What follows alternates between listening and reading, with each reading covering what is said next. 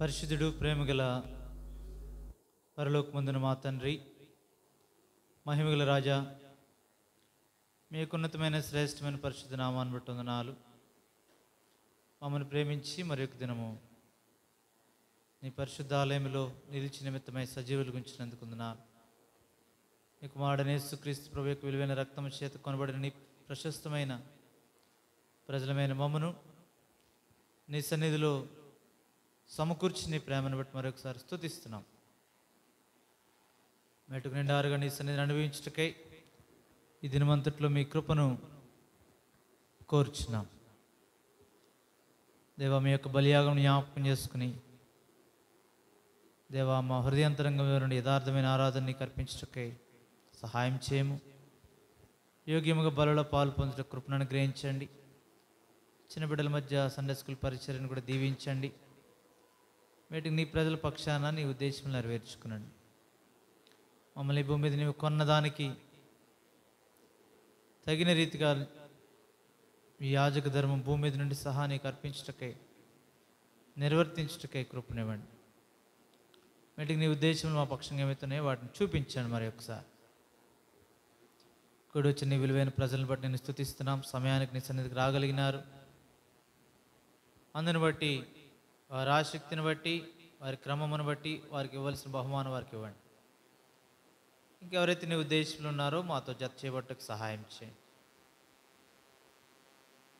అనేకమైన వ్యతిరేక్త పరిస్థితులు శత్రువు కూడా తీసుకుని వచ్చినప్పుడు సైతం వాటిని ఎదిరించి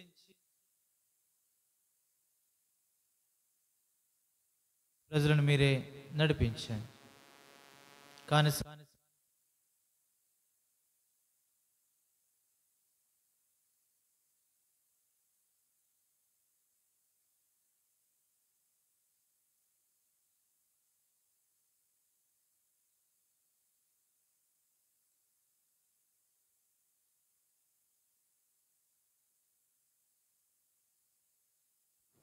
వారి అవసరతలు కూడా తీర్చండి.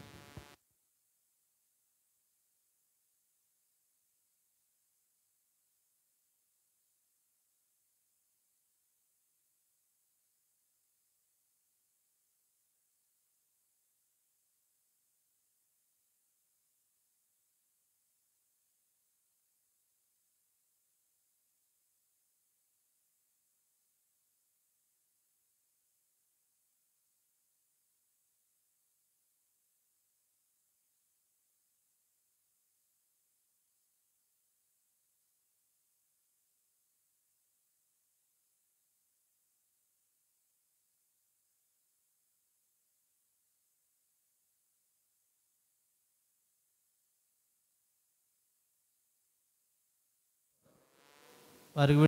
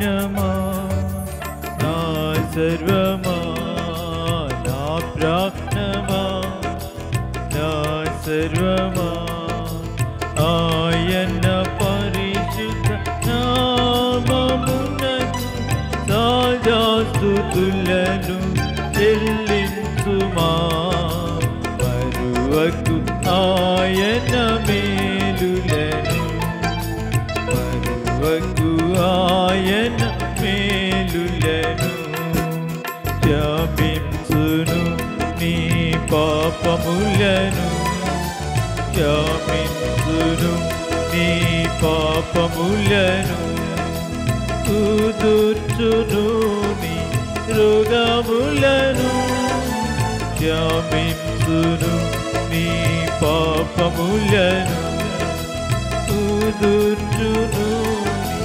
రోగములను కీడు నుండి నీ ప్రాణము రక్షించి కరుణా కిరీటం దయచేయును కీడు నుండి నీ ప్రాణము రక్షించి కరుణా కిరీటం దయచేయును నా ప్రాణమా నా సర్వమా నా ప్రాణమా నా సర్వమా ఆయన పరిశుద్ధ నామమునకు సదాస్తుతులను చెల్లించుమా మరువకు ఆయన మేలులను మరువకు ఆయన మేలులను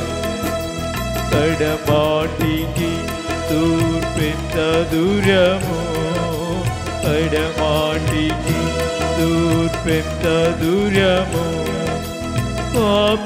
పాపములన్నీ దూరపరచెను కడమాటికి తూర్పెంత దూరము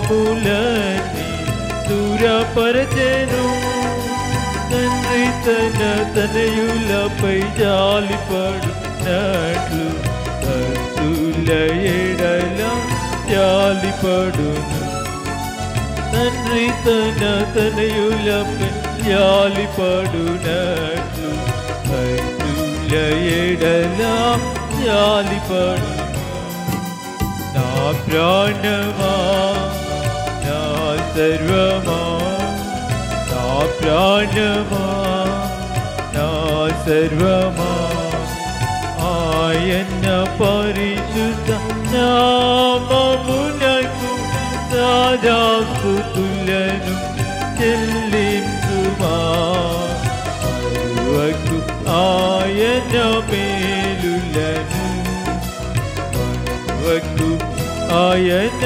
మేలులను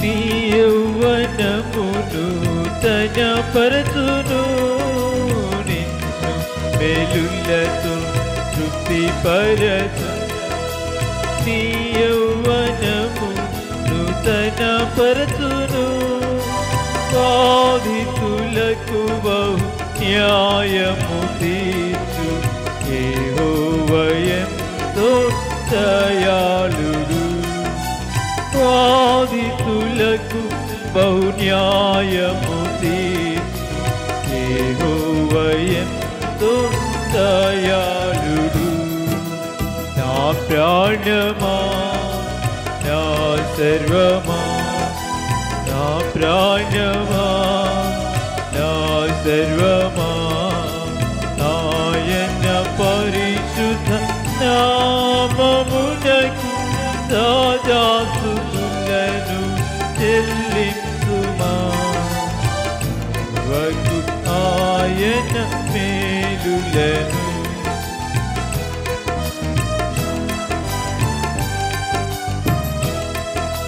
మనము నిర్మింపబడినారి మనము నిర్మింపబడినారి పడినారిది మంటి వరామన్ ప్రభు ఎరుగును మనము నిర్మింప పడినారిది మంటి వరామన్ ప్రభు ఎరుగును గడ్డి పువ్వు వల్లె దున్నది మన బ్రతుకు గాలి వీచగా అది ఎగిరిపోవు గడ్డి పువ్వు వల్లె దున్నది మన బ్రతుకు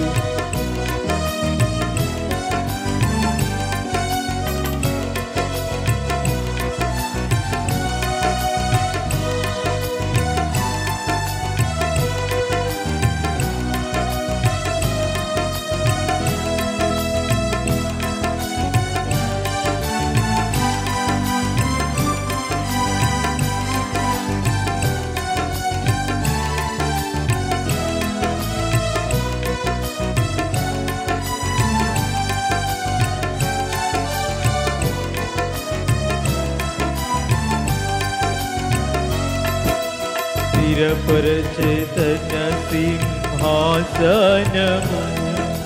స్థిరపరచేతన సింహాసనము సర్వలోకమును ఏలుచుండే స్థిరపరచేతన సింహాసనము సర్వలోకమును ఏలుచుండే ఆజ్ఞలను పాలించెదము నా ప్రాణమా ప్రభువును స్తుతించుమా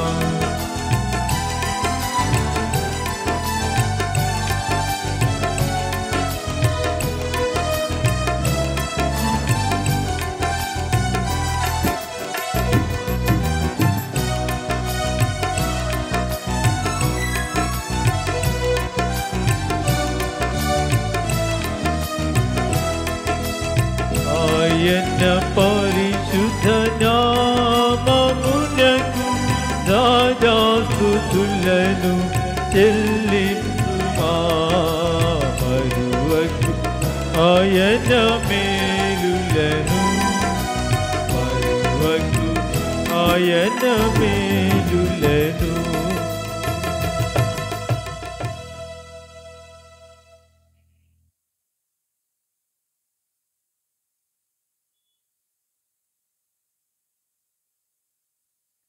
నూట 63వ పాట, పాత పాటలో 161.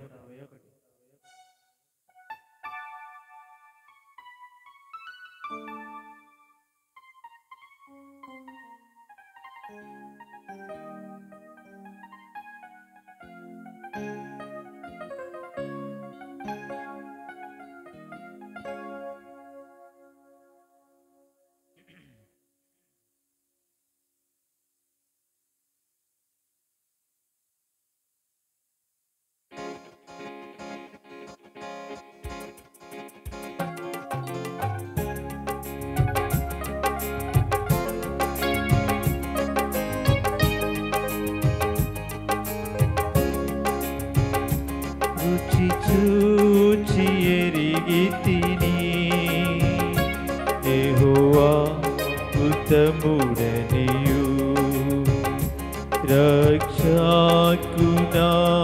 రక్షకునాశ్రయించి నే ధన్యుడనైతిని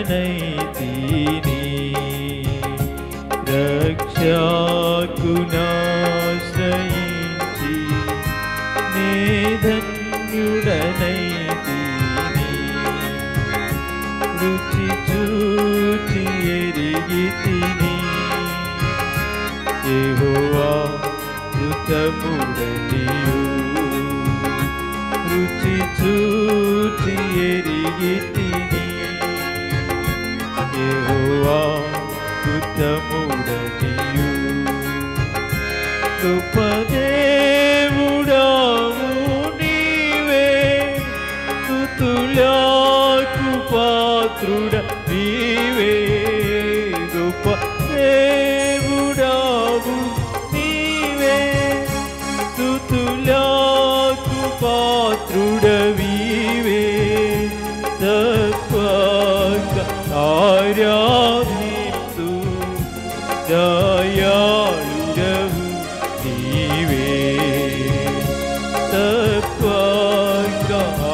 ఆరాధిస్తూ దయాళుడవు నీవే. రుచి చూచి ఎరిగితిని యెహోవా ఉత్తముడనియు. రుచి చూచి ఎరిగితిని యెహోవా ఉత్తముడనియు. మహోన్నతుడ వగుదేవా ప్రభావము గలవాడా. మహోన్నతుడ వగుదేవా ప్రభావము గలవాడా. మనసార పొగడెదను నీ ఆశ్చర్య కార్యములను. మనసార పొగడెదను నీ ఆశ్చర్య కార్యములను. రుచి చూచి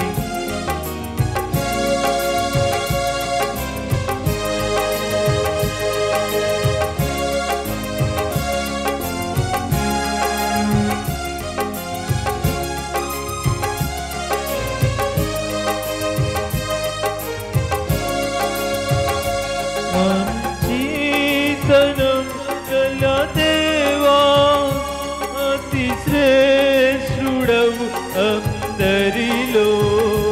మంచితనము గల దేవా అతి శ్రేష్ఠుడవు అందరిలో. ఉదమార పాడెద నిన్ను అతి సుందరుడా ధ్వనియు. ఉదమార పాడెద నిన్ను అతి సుందరుడా ధ్వనియు.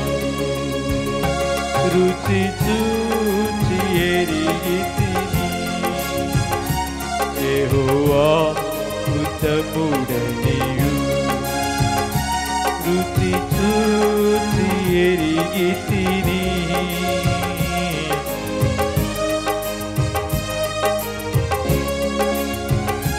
నా జీవితమంతయును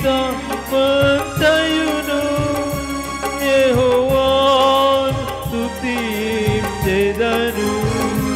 నా జీవితమంతయును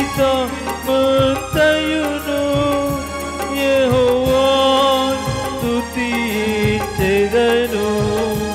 నా బ్రతుకు కాలములో నా దేవునికి కీర్తిస్తూ.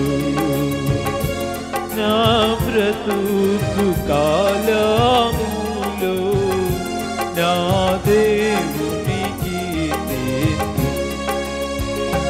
రుచి చూచి ఎరిగితిని యెహోవా ఉత్తముడనియు. రుచి చూచి ఎరిగితిని యెహోవా ఉత్తముడనియు. సంతోషిస్తూ ఎల్లప్పుడూ కష్ట దుఃఖ బాధలలో. సంతోషిస్తూ ఎల్లప్పుడూ కష్ట దుఃఖ బాధలలో. ఎంతో నెమ్మదినిచ్చు నా రక్షకుడు యేసు. ఎంతో నెమ్మదినిచ్చు నా రక్షకుడు యేసు. రుచి చూచి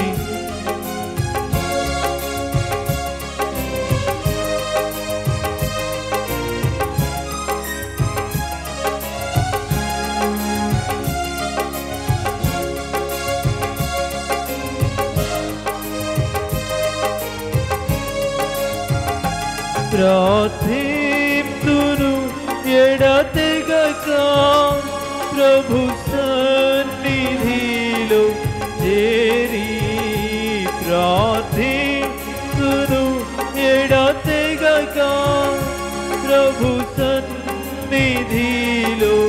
చేరి సంపూర్ణముగా పొందెదను. అడుగు వాటన్నిటినీ సంపూర్ణముగా పొందెదను. అడుగు వాటన్నిటినీ రుచి చూచి ఎరిగి తిని యెహోవా ఉత్తముడనియు.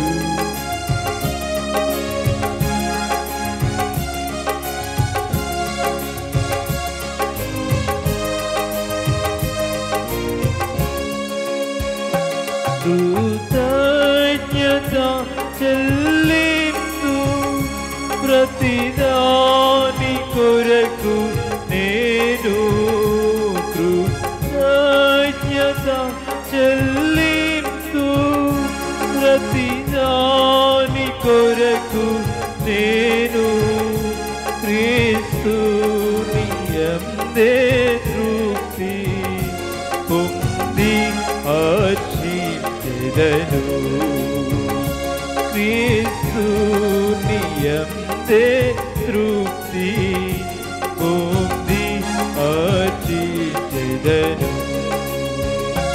రుచి చూచి ఎరిగి తిని ఉత్తముడనియు. రుచి చూచి ఎరిగి తిని యెహోవా ఉత్తముడనియు. రక్షకునాశ్రయించి నే ధన్యుడనైతిని. రక్షకునాశ్రయించి నే ధన్యుడనైతిని. రుచి చూచి ఎరిగి తిని యెహోవా ఉత్తముడనియు. రుచి చూచి ఎరిగి తిని యెహోవా ఉత్తముడనియు.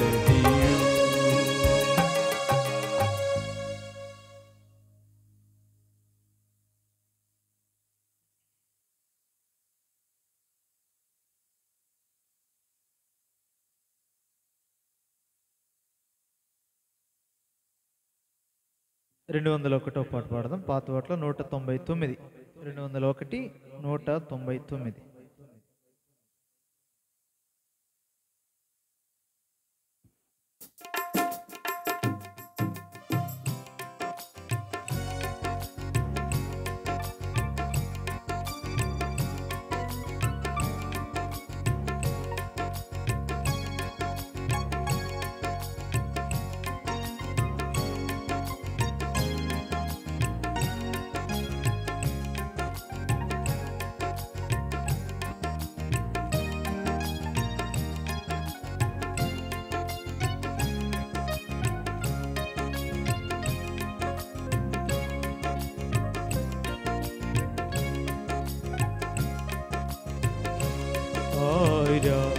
ఆరాధనలకు యోగ్యుడవు.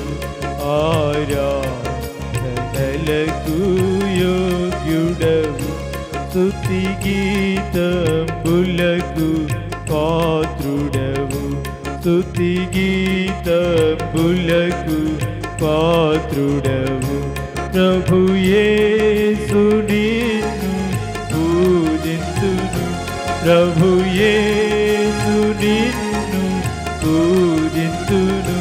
మనసార నిన్నే కీర్తింతును.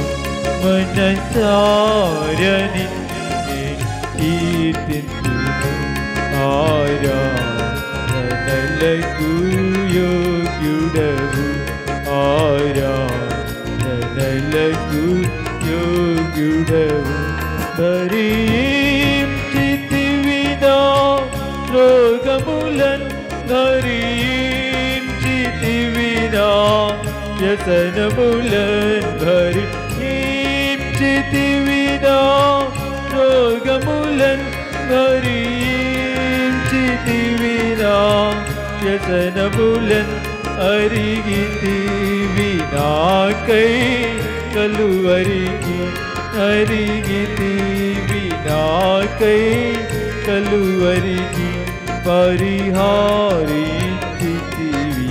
పాప శిక్ష తీర్చితివి పాప శిక్ష ఆరాధనలకు యోగ్యుడవు ఆరాధనలకు యోగ్యుడవు నా అతిక్రమములకై గాయపడి నా దోషములకై కొట్టబడి నా అతిక్రమములకై గాయపడి నా దోషములకై కొట్టబడి చింతిన సిలువా రక్తములో చింతిన సిలువా రక్తములో నా దారిద్ర్యం తొలగించితివి నా దారిద్ర్యం తొలగించితివి ఆరాధనలకు యోగ్యుడవు ఆరాధనలకు యోగ్యుడవు నశించినానను వెదకితివి నశించినానను లేపితివి నశించినానను వెదకితివి నశించినానను లేపితివి నాశాపమును చూపించితివి నాశాపమును చూపించితివి నీ శాంతముతో గమించితివి నీ శాంతముతో గమించితివి ఆరాధనలకు యోగ్యుడవు ఆరాధనలకు యోగ్యుడవు స్తుతి గీతములకు పాత్రుడవు స్తుతి గీతములకు పాత్రుడవు ప్రభు యేసు నిన్ను పూజింతును ప్రభు యేసు నిన్ను పూజింతును మనసార నిన్నే కీర్తింతును మనసార నిన్నే కీర్తింతును ఆరాధనలకు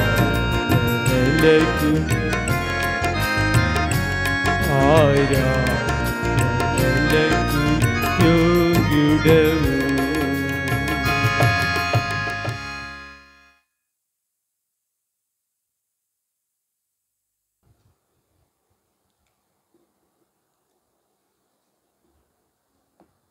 ప్రభుని ఆరాధించేదాని కొరకై కీర్తనల గ్రంథం 139వ కీర్తన 139వ కీర్తన 13వ వచనం నుండి మార్చి చదువుతాం. 139వ కీర్తన 13వ వచనం నుండి మార్చి చదువుతాం. నా అంతరింద్రియములను నీవే కలుగు చేస్తేవి, నా తల్లి గర్భమందు నన్ను నిర్మించిన వాడవు నీవే.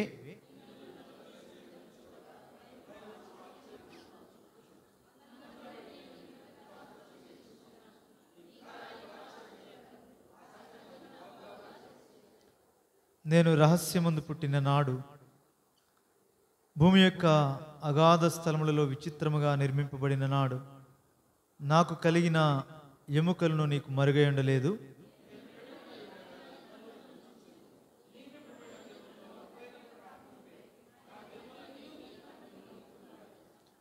దేవా, నీ తలంపులు నాకెంత ప్రియమైనవి, వాటి మొత్తం ఎంత గొప్పది.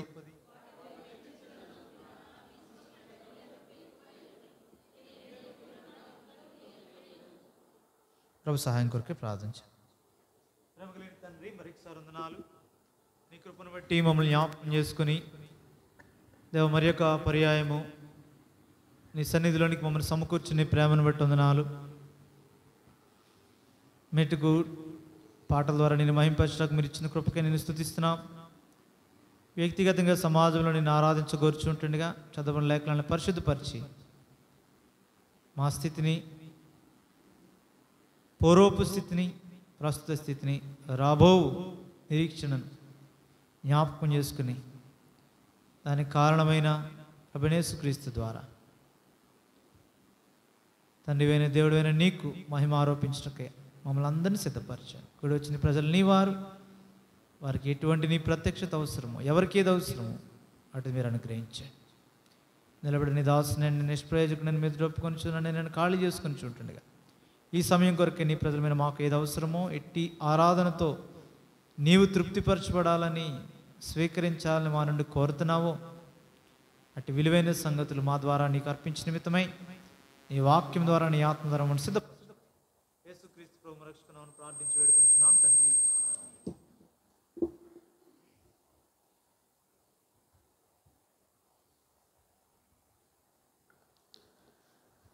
ఇక్కడ దావీదు కీర్తనాకారుడు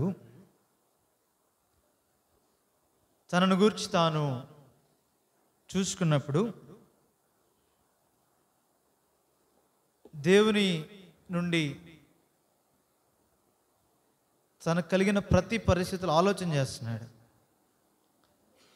దేవుని నుండి ఎక్కడికి తప్పించుకొని పోలేడని అర్థమైంది. అంటే యథార్థంగా దావీదు ఎప్పుడు కూడా తాను అనేక పర్యాయాలు తప్పిపోయినా, తొలగిపోయినా మరలా మరలా మరలా మరలా దేవుని తట్టు తిరుగుట అనేది మనం చూస్తాం కదా. ఎప్పుడు కూడా పలుమార్లు బాల్యం నుండి దావీదు విషయం మనం చూస్తే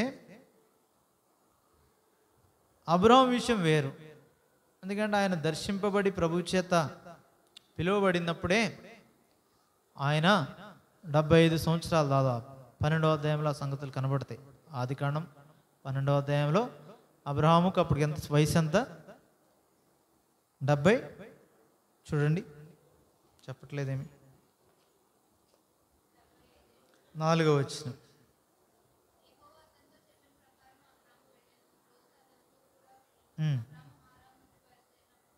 డెబ్బది 5 ఏండ్ల ఏడుగలవాడు. అయినా సరే ఆయన నడిపించబడినప్పుడు ప్రతి స్టెప్లో తప్పిపోయాడు. కొన్నిసార్లు దాదాపుగా ప్రభుని వెంబడిస్తూ వచ్చాడు విశ్వాసాన్ని బట్టి. తప్పిపోయినప్పుడు కూడా దేవుడు సరిచేసి చక్కగా ఆయన నడిపిస్తూ వచ్చాడు. కారణం ఏంటంటే అబ్రహాము దేవుని కొరకు కనిపెట్టుకుని ఉన్నాడు. తాను ఎవరి ద్వారా పిలువబడ్డాడో, పిలువబడిన దేవుని వైపు, పిలువబడిన పిలుపు వైపు, ఆ వాగ్దానము, ఆ నిబంధన వైపు చూచాడు. తప్పిపోయిన సందర్భాలు ఉన్నాయి, లేకపోలేదు. అదే మనకి జ్ఞాపకం చేస్తే పాత నిబంధనలో ఈ దైవజనుల జీవితాలన్నీ ప్రభు మన కొరకే ఉన్నదన్నట్టు ఎందుకు రాయించాడంటే, అంటే అర్థం ఏంటంటే అబ్రహాము ఏదేమైనా దేవుని చేత ఏర్పరచబడి విశ్వాసులకు తండ్రిగా పిలువబడ్డాడు కదా అని ఆయన జీవితంలో పొరపాట్లు రాయకుండా ఆగలేదు పరిశుద్ధాత్ముడు. అవి కూడా రాయించాడు. ఆయన చేసిన యథార్థమైన జీవితం ఉంది, జీవించిన యథార్థమైన జీవితము, ఆయన చేసిన పొరపాట్లు, పడిన పతనాలు కూడా రాయించాడు. దావీదు విషయం కూడా అంతే, ఎవరైనా అంతే. కారణం ఏంటంటే ఒక ఆయన ఉన్నాడు ఏ విషయంలోనూ తప్పిపోనివాడు. ఆయనను చూచి వీరు నడుచుకున్నారు. ఇప్పుడు ఆయనను చూపించిన నిమిత్తమై, లేదంటే ఆయనను చూచి నిమిత్తమై వారి జీవితాలు ఆ ప్రభువైన యేసుక్రీస్తు యొక్క భౌతికమైన భూలోకంలో ఆయన జీవించిన జీవితం వైపు మన త్రిప్పు నిమిత్తమై వారి జీవితాలను దృష్టాంతంగా పాత నిబంధనలో దేవుడు ఉంచాడు, బుద్ధి కలగడానికి. మనం కూడా వారి వల్ల తప్పిపోకుండా యేసు ప్రభు మార్గంలోనికి వచ్చినట్లుగా, వారైతే యేసుని ఎరగకయే అనగా చూడకయే అలాగూ జీవించారు.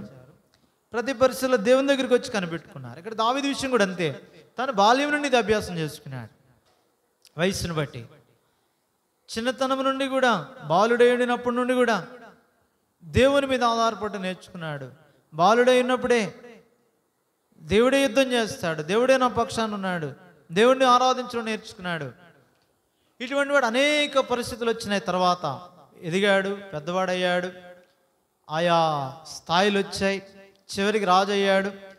మళ్ళా పారిపోవాల్సి వచ్చింది సొంత కుమారుని దగ్గర నుండి. మళ్ళా సింహాసనాన్ని అధిష్ఠించాడు.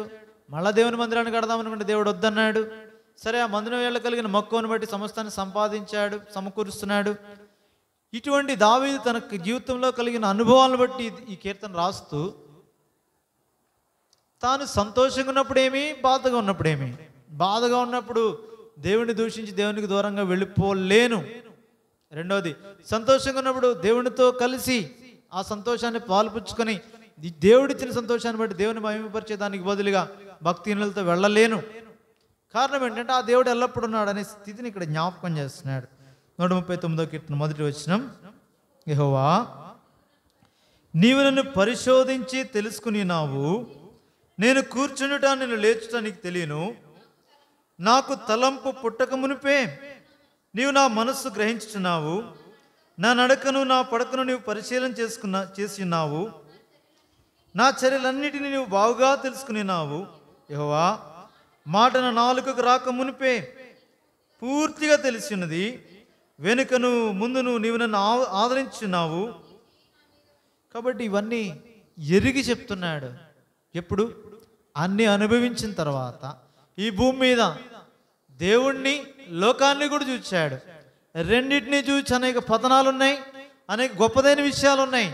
మందిరం కొరకైన ఆసక్తి ఉంది, అపవాది చేత ప్రేరేపించబడి జనసంఖ్యను లెక్కించిన అనుభవం కూడా ఉంది. ఈ రెండింటిని చూచి బ్యాలెన్స్ చేసుకొని ప్రభు వైపు చూచడాన్ని బట్టి ఎలాగ తప్పించబడ్డాడో, పాపం నుండి తప్పించబడుట, సంతోషకరంగా ప్రభుని వెంబడించినప్పుడు ప్రభు చిత్తమునే చేయటం. ఎందుకంటే సంతోషం వచ్చింది కదా, లేదంటే దేవుని మందిరం మేడలో మక్కువ ఉంది కదా, మందస్సు మేడల ప్రేమ ఉంది కదా అని చెప్పి మొదట ఏం చేశాడు? ఆవేశంతో చేసేసాడు. ఏదైతే ఆ ఫిలిస్తీన్లు తీసుకెళ్లారో అదే క్రమంలో మందస్సాన్ని కూడా, అదే మందస్సాన్ని తీసుకురావడానికి ప్రయత్నం చేశాడు. అదే కొత్త ఆవులు తీసుకుని కొత్త బండ్లు కట్టించాడు, దాని మీద మందసాన్ని పెట్టి తీసుకొస్తున్నాడు. సమూయేలు 2వ గ్రంథం 6వ అధ్యాయంలో అదే పద్ధతిలో తీసుకొస్తున్నాడు. ఏ పద్ధతిలో అయితే సమూయేలు 1వ గ్రంథం 6వ అధ్యాయంలో ఫిలిస్తీన్ల మధ్యకి వారు తీసుకుని వెళ్ళిపోయారు, వాళ్ళంటే ఎరిగిన వారు. అయితే ఈయన ఎరిగిన వాడు, ఎరగవలసిన వాడు, ఇశ్రాయేలు రాజు, ధర్మశాస్త్రం ఎరిగిన వాడు, ధర్మశాస్త్ర ప్రజలను రాయవలసిన వాడు, ధర్మశాస్త్రాన్ని నిరంతరం దాని ప్రకారం జీవించి నేర్పించబద్దులైనాడు. అలాంటి రాజు తాను ఎరిగిండు కూడా దేవుని ఎడల ప్రేమ ఉంది, కానీ ఆ ప్రేమను వ్యక్తపరిచే క్రమము చూసుకోలేకపోయాడు. అందుకే క్రొత్త నిబంధనలు అంటాడు, మనం ఆయనను ప్రేమించిన ఎడల ఆయన ఆజ్ఞలను గైకొంటాం. ప్రేమించామనే ఆవేశంతో మన సొంత భౌతికమైన ప్రేమలు ఏదైతే భూమి మీద ఉన్నాయో, అవి స్త్రీ పురుషుల మధ్య కావచ్చు, యవనస్తుల మధ్య కావచ్చు, తల్లిదండ్రుల మధ్య కావచ్చు, లేదంటే వేరే వేరే ఏ తల్లిదండ్రుల పిల్లల మధ్య కావచ్చు, ఏ ప్రేమ భౌతిక సంబంధమైన ప్రేమ ఉన్నా దానిని బట్టి తీసుకునే స్టెప్ కాదు అది. రాజ్యమునకు రాజుకున్న దాన్ని బట్టి కూడా కాదు, అది పర సంబంధమైన రాజు. ఆయన ఆ రాజు వేరు. ఆ రాజు మన నుండి ఏం కోరడైనా, అంటే భౌతిక సంబంధమైనది ఏది కోరడు. భౌతిక సంబంధంగా లెక్కకు తక్కువ ఇశ్రాయేలీయులు వాళ్ళకి చెప్పాడు. వాళ్ళు పెద్ద జ్ఞానవంతులేం కాదు. క్రొత్త నిబంధనలో నీతినాథ్ ప్రభుదే మాట్లాడాడు కదా, కొరింథీ పత్రికలు ఏమంటాడు 1వ అధ్యాయంలో, లోకరీతిని మీలో జ్ఞానులైన గనులైన అనేకులు పిలువబడలేదు, గొప్ప వంశం వారు పిలువబడలేదు. కొద్దిమంది పిలువబడ్డారు కానీ అందరు కాదు. వారి విధేయతను బట్టి వారు పిలువబడ్డారు అంతే. కానీ అనేకులు మాత్రం జ్ఞానం లేనివారు, వివేకం లేనివారు, తృణీకరించబడిన వారు, ఎన్నిక లేనివారు, నీచులు, ఇట్లాంటి మాటలు వాడాడు అక్కడ. కాబట్టి కొరింథీ 1వ అధ్యాయంలో 1వ పత్రికలో అటువంటి స్థాయిలోని వారిని దేవుని యొక్క స్థాయిలోనికి మార్చు నిమిత్తమై ఇవన్నీ రాజైన దావీదు ఈ పరిస్థితులన్నిటి గుండా వెళుతూ ఇప్పుడు అన్ని పరిస్థితుల్లో కూడా ప్రభువుని వెంబడించి తాను ఒకవేళ కష్టతరమైన పరిస్థితులు వచ్చినప్పుడు ఈ దేవుని వెంబడించడం ఎందుకులే అనే ఆలోచన వచ్చుండొచ్చు, కానీ ఆలోచనను దాన్ని ప్రోత్సాహపరచలేదు. ప్రభు వైపే తిరిగాడు. నష్టమైన సందర్భాలు ఉన్నాయి. సమూయేలు 30వ అధ్యాయంలో కూడా కనబడుతుంది ఆ సంగతులు. దావీదు నష్టపోయిన సంగతులు, ఫిలిస్తీన్లతో వెళ్ళిన సంగతులు, ఇశ్రాయేలుకు వ్యతిరేకంగా వెళదామనుకున్న సంగతులు. ఆ ఆలోచనను దేవుడు ఏం చేశాడు? తీసివేశాడు. పరిస్థితులను వ్యతిరేకంగా తీసుకొచ్చాడు. ఒక్కసారి వాళ్ళకే దావీదు మీద వ్యతిరేకత చూపించాడు. అక్కడికి వెళ్ళిన తర్వాత మారిపోతాడేమో, జాగ్రత్తగా చూసుకో అంటే దావీదుని వాళ్ళు తీసుకెళ్ళలేదు. ఇక్కడికి వచ్చి చూస్తే మొత్తం తన కలిగి ఉన్న వాటన్నిటినీ అవన్నీ దోచుకుని పడ్డాయి. దావీదునే చంపడ అంత ద్వేషం వచ్చేసింది దావీదు మీదికి, తన పక్షాన ఉన్నవారే. అవన్నీ ఎందుకు దేవుడు అనుమతించాడంటే ఆ పరిస్థితుల్లో కూడా దావీదు ఎక్కడికి వెళ్ళాలా? దేవుని దగ్గరికి వెళ్ళి కనుగొని దేవుని చిత్తానుసారంగా దావీదు సమస్తాన్ని తిరిగి రక్షించిన రాయబడి రక్షించుకున్నాడు, తిరిగి సంపాదించుకున్నాడు. కాబట్టి ఆ స్థితులన్నీ ఎరిగినవాడు దావీదు. అనేక అనుభవాలతో కూడి ఇది మాట్లాడుతున్నాడు. ఈ యొక్క 139వ కీర్తన రాసినప్పుడు అనేక అనుభవాలు. ఎందుకంటే తన యొక్క దేవుడు తన జీవితంలో వీటన్నిటిని క్రమక్రమంగా బాల్యం నుండి నేర్పిస్తూ వచ్చాడు. తిమోతితో కూడా అంటాడు కదా పౌలు, బాల్యం నుండి నీవు ఎరుగుదు అంటాడు. రక్షణార్థమైన జ్ఞానము కలిగించు శక్తి గల పరిశుద్ధ లేఖనాలు నీవు బాల్యం నుండి నువ్వు ఎరుగుదు. ఎందుకంటే ఆ శక్తి గల లేఖనాల్లో పెంచబడ్డాడు. దావీదు కూడా అంతే, దావీదు కూడా అలాగే పెంచబడ్డాడు. తిమోతి 2వ పత్రిక 3వ అధ్యాయము 14 వచనం. తిమోతి 2వ పత్రిక 3:14. క్రీస్తు యేసునందు ఉంచవలసిన విశ్వాసము ద్వారా రక్షణార్థమైన జ్ఞానము నీకు కలిగించుటకు శక్తిగల పరిశుద్ధ లేఖనములను బాల్యము నుండి నువ్వు ఎరుగుదు. ఇక్కడ వాటిలో నిలకడకుండా స్థిరంగా అని చెప్తున్నాడు తిమోతితో పౌలు. ఇక్కడ దావీదు కూడా అదే క్రమంలో పెంచబడ్డాడు. తిమోతి యొక్క విషయం వేరే, తన తల్లి నుండి తన అవ్వ నుండి అవి సంపాదించుకున్నాడు. దావీదు సంగతి వేరే. అయితే దావీదు వాటన్నిటిలో క్రమముగానే ఉన్నాడు. తప్పిపోయిన సంగతులు ఉన్న సమకూర్చబడి. ఎందుకంటే తన మనసులో ఎప్పుడు ఏ ఆలోచన అంటే ఇదే ఆలోచన. ఇప్పుడు వచ్చింది కాదు, ఇది ఇప్పుడు వచ్చింది కాదు, బాల్యం నుండి అభ్యసించబడుతున్నది. చివరిలో చెప్తున్నాడు ఏం అభ్యాసం చేసుకున్నాడు. 138వ కీర్తన మొదటి నుంచి 138 మొదటి నుంచి. పూర్ణ హృదయంతో నీ కృతజ్ఞతాస్తుతులు చెల్లిస్తున్నాను, నీ పరిశుద్ధాలయం తట్టు నేను దేవుని మందిరం మీద ఆసక్తి కలిగి. ఇప్పుడు చివరి దినాల దావీదు చెప్తున్నాడు ఈ మాట. మందిరం తాను కట్టకపోయినా, కట్టే అవకాశం దేవుడు ఆయనకి ఇవ్వకపోయినా, ఆ మందిరం కాదు, ఇప్పుడు ప్రభువే నివాసం, దేవుడే గుడారం, ఆ మందసము, ఆ ప్రభు యొక్క మహిమ దేవుని సన్నిధి వైపు చూచి నమస్కారం చేసి ఏమంటాడు, నీ నామం అంతటి కంటే నీవు ఇచ్చిన వాక్యం నీవు నీ నోటి మాటే గొప్పది. సౌలు వేరే, దావీదు వేరే. సౌలు మిగిలిన విషయాలు భౌతికంగా పాటిస్తున్నాడు కానీ దేవుని వాక్కు విషయం, దేవుడి సెలవిచ్చిన మాట విషయం తప్పిపోయాడు. 16-15 అధ్యాయంలో కదా ఆ సంగతులు ఉంటాయి. సమూయేలు మొదటి గ్రంథం. దేవుడు సెలవిచ్చిన మాట విషయం తప్పిపోయాడు, వాక్యం విషయం తప్పిపోయాడు. మిగిలినవన్నీ బాగానే ఉన్నాయి, మిగిలినవన్నీ చక్కగా దీనత్వం కలిగి ఉన్నాడు,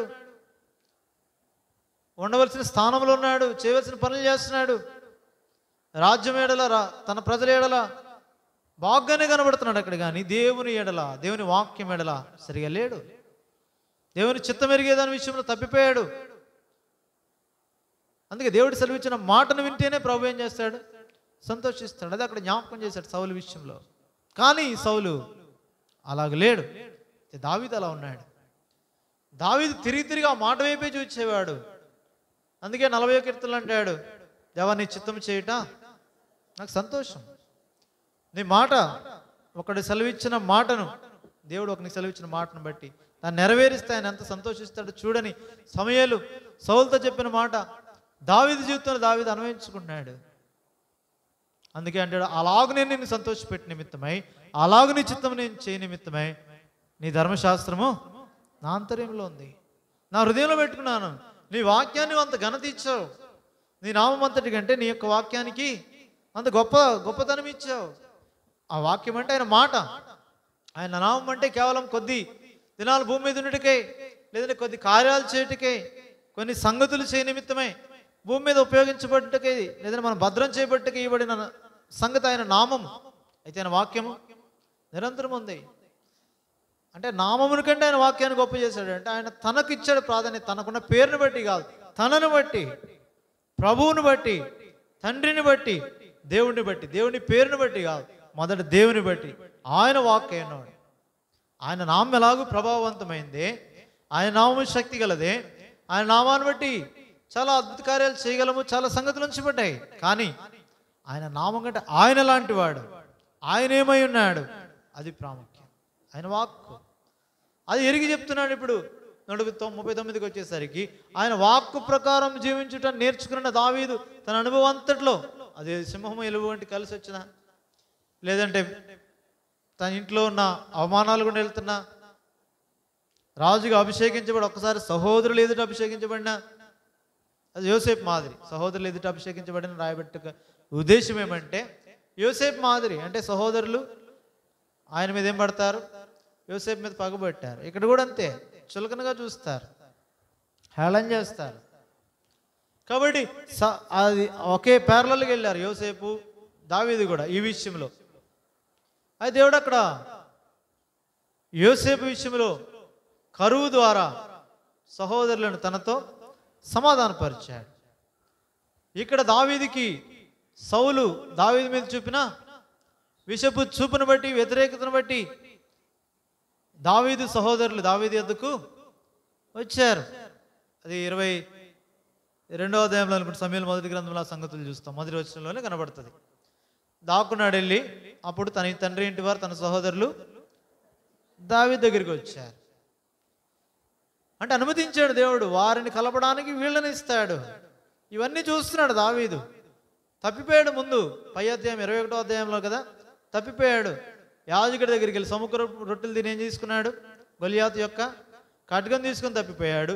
ఫిలిస్తీ రాజు దగ్గరికి వచ్చి ఆ ఖడ్గం పట్టుకొస్తే ఏమవుతుంది, వీడే వాడిని చంపినవాడు, గాతువాడైనా ఫిలిస్తీయుడైనా వాడు గొలియాతుని చంపినవాడు దావీదే, ఈ దావీదే. మరలా అక్కడ ఏం చేశాడు, వెర్రివాని వలె నటించాడు. ఇన్ని చేసిన వాడు ఇప్పుడు పారిపోయి గుహలో ఉండి మరలా ప్రభుని జ్ఞాపకం చేసుకొని, కీర్తనలో చాలా చోట్ల చెప్తాడు, నా హృదయం దేవా నా హృదయం నీ యందు స్థిరమాయనని చెప్తాడు. 2 కీర్తనలు రాస్తాడు. అట్లా 2 కీర్తనలు ఉంటుంది. ఇబ్బంది గల వారి మధ్య ఇలాంటి వాళ్ళందరూ ఆయన దగ్గరికి వస్తే వాళ్ళ మధ్య 2 కీర్తనలు రాయబడ్డాయి. రెండిట్లోనే అదే రాస్తాడు. ఏమని, దేవా నా హృదయం నీ యందు స్థిరముగా ఉంది, నేను పాడుచు స్తుతిగానం చేస్తాను, స్వరమండలమా సితారా మేల్కొనుడి. ఇవన్నీ నీ మహిమ ఆకాశం కంటే చాలా హెచ్చైనది, ఎత్తైనది, ఇట్లాంటి మాటలు వాడుతూ 2 కీర్తనలు అట్లాంటి దాదాపు 59 ఎక్కడ ఉంటుంది ఆ కీర్తన, 65లో అనుకుంటే. ఇట్లా 2 కీర్తనలు దాని గురించి మాట్లాడతాడు. ఎప్పుడు ఇబ్బందికరమైన పరిస్థితుల్లో, ఎందుకంటే దేవుడు తన సన్నిధి ఇచ్చాడు, ఆయనతో దేవుడు తన ప్రత్యక్షతను చూపిస్తున్నాడు, తన వాక్యం ఇచ్చాడు. అందుకే ఈ మాటలు చెప్తున్నాడు. ఏమని, యెహోవా నీవు నన్ను పరిశోధించి తెలుసుకున్నా, నా సంగతులన్నీ నీకు తెలుసు, నీకు మరుగ్గా నేనేమీ చేయలేను, నీ సన్నిధిలోనే దూరంగా కూడా నేను వెళ్ళలేను. చూడండి 7వ వచనం, 139వ కీర్తన 7వ వచనం, నీ ఆత్మ ఎదురుని నేను ఎక్కడికి పోదును, నీ సన్నిధి నుండి నేను ఎక్కడికి పారిపోదును, ఆకాశం ఎక్కినా నీవు అక్కడ ఉన్నావు, పాతాళం పోయినా నీవు అక్కడ ఉన్నావు, అక్కడ నివసించిన అక్కడ నీ చేయి నన్ను నడిపించును, నన్ను నడిపించేవాడుగా నువ్వు ఉన్నావు, నన్ను నువ్వు అభిషేకించావు, నన్ను నీవాడుగా చేసుకున్నావు, నీ ప్రజలకు రాజుగా నన్ను హెచ్చిస్తున్నావు, ఎక్కడికి వెళ్ళా నువ్వు నన్ను నడిపిస్తున్నావు. ఎత్తి గొప్ప ప్రభుని యొక్క సన్నిధిని అనుభవించిన ఆ రుచిని తెలుసుకున్న దావీదు చెప్తున్నాడు. ప్రతి పరిస్థితిలో, కొండల్లో లోయల్లో ఉన్నప్పుడు ఆయన ఉన్నాడు, సింహాసనాసీనుడు అయినప్పుడు ఆయన ఉన్నాడు, ఎప్పుడు ఆయన మీద మనసు పెట్టుకున్న వాడే ఈ సంగతులు చెప్తున్నాడు. రాజుగా ఉండిన నియామక కాలంలో యెరూషలేముకి దేవుని మందిరానికి వెళ్దామని జనులు అన్నప్పుడు ఆయన సంతోషంతో వారు వెంబడి వెళ్ళాడు. మందసం వస్తున్నప్పుడు అందరితో కలిసి నాట్యం ఆడాడు సంతోషంతో. రాజయ్యండి ఇట్టి గొప్ప సంగతులు దేవుని ఎడల అంటే మనస్సు కలిగి ఉన్నాయి. అదే 4వ అధ్యాయం ప్రకటన గ్రంథం చివరి వచనంలో ఆ 24 పెద్దలు చేసేది అదే.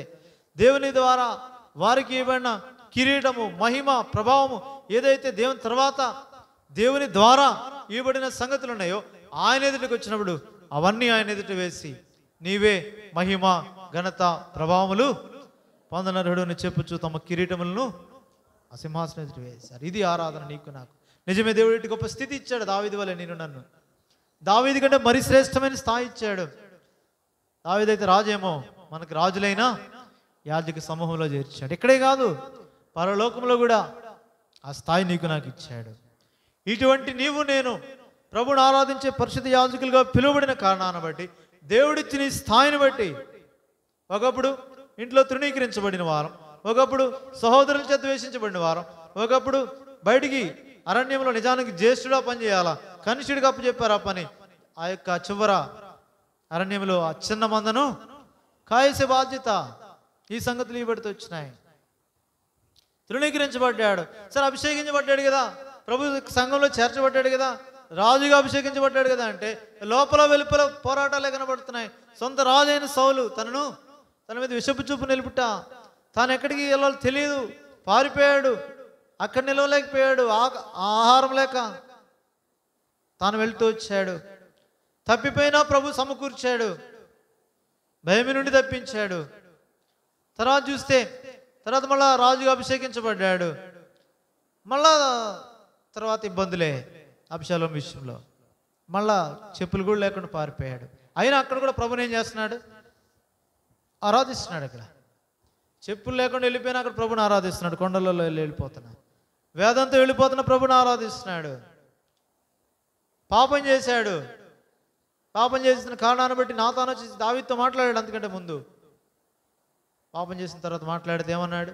ఆ మనుష్యుడు నీవే అంటే పశ్చాత్తాపంతో ప్రార్థన చేసి తన కుమారుడు ఏమైపోయాడు? అక్కడ చనిపోయాడు. అక్కడ చనిపోగానే మళ్ళీ ప్రభుని స్తుతించాడు. దేన్ని బట్టి? ప్రభువుని బట్టి, వాక్యాన్ని బట్టి, ఆయన సెలవిచ్చిన మాటను బట్టి ఆదరించబడ్డాడు. అందుకే ఇక్కడ చెప్తున్నాడు, వెనుకను 5వ వచనం, వెనుకను ముందును నీవు నన్ను ఆదరించున్నావు, నీ చేయి నా మీద ఉంచున్నావు. దేవుని యొక్క సన్నిధి యొక్క అనుభవాన్ని కలిగి ఈ సంగతులు చెప్తున్నాడు దావీదు. సరే, ఇప్పుడు 13వ వచనం, నా అంతరంద్రియములను నీవే కలుగు చేస్తవి, నా తల్లి గర్భమందు నన్ను నిర్మించిన వాడవు నీవే. తన స్థితి జ్ఞాపకం చేసుకుంటున్నాడు. ఇప్పుడు దేవుని నడిపింపు, దేవుని ఆదరణ, దేవుడు ఆవరింపు ఇవే కాదు, ఇప్పుడు తన ఏర్పాటు విషయం జ్ఞాపకం చేసుకుంటున్నాడు. తన ఏర్పాటు ఎప్పటి నుంచో చూసుకుంటున్నాడు. నా అంతరింద్రియములను నీవే కలుగజేసావు, నా తల్లి గర్భమందు నన్ను నిర్మించిన వాడవు నీవే. ఇప్పుడు ఒకసారి ఆలోచన చేసుకుంటున్నాడు. తన జీవిత దినాలు ఒకసారి వెనక్కి వెళ్ళి, ఇప్పుడు దానికంటే వెనక్కి తాను ఇంకా పుట్టక ముందే ఆలోచన చేసుకుంటున్నాడు. ఏమై ఉంటుంది, ఏంటి పరిస్థితి? ఇప్పుడు ఆలోచన చేస్తే ఆయనకి ఏం కలిగింది? 14వ వచనం, నీవు నన్ను కలుగజేసిన విధము చూడగా భయమును ఆశ్చర్యమును నాకు పుట్టుచున్నవి, అందుని బట్టి కూడా నేను నీకు కృతజ్ఞతాస్తుతులు చెల్లిస్తున్నాడు.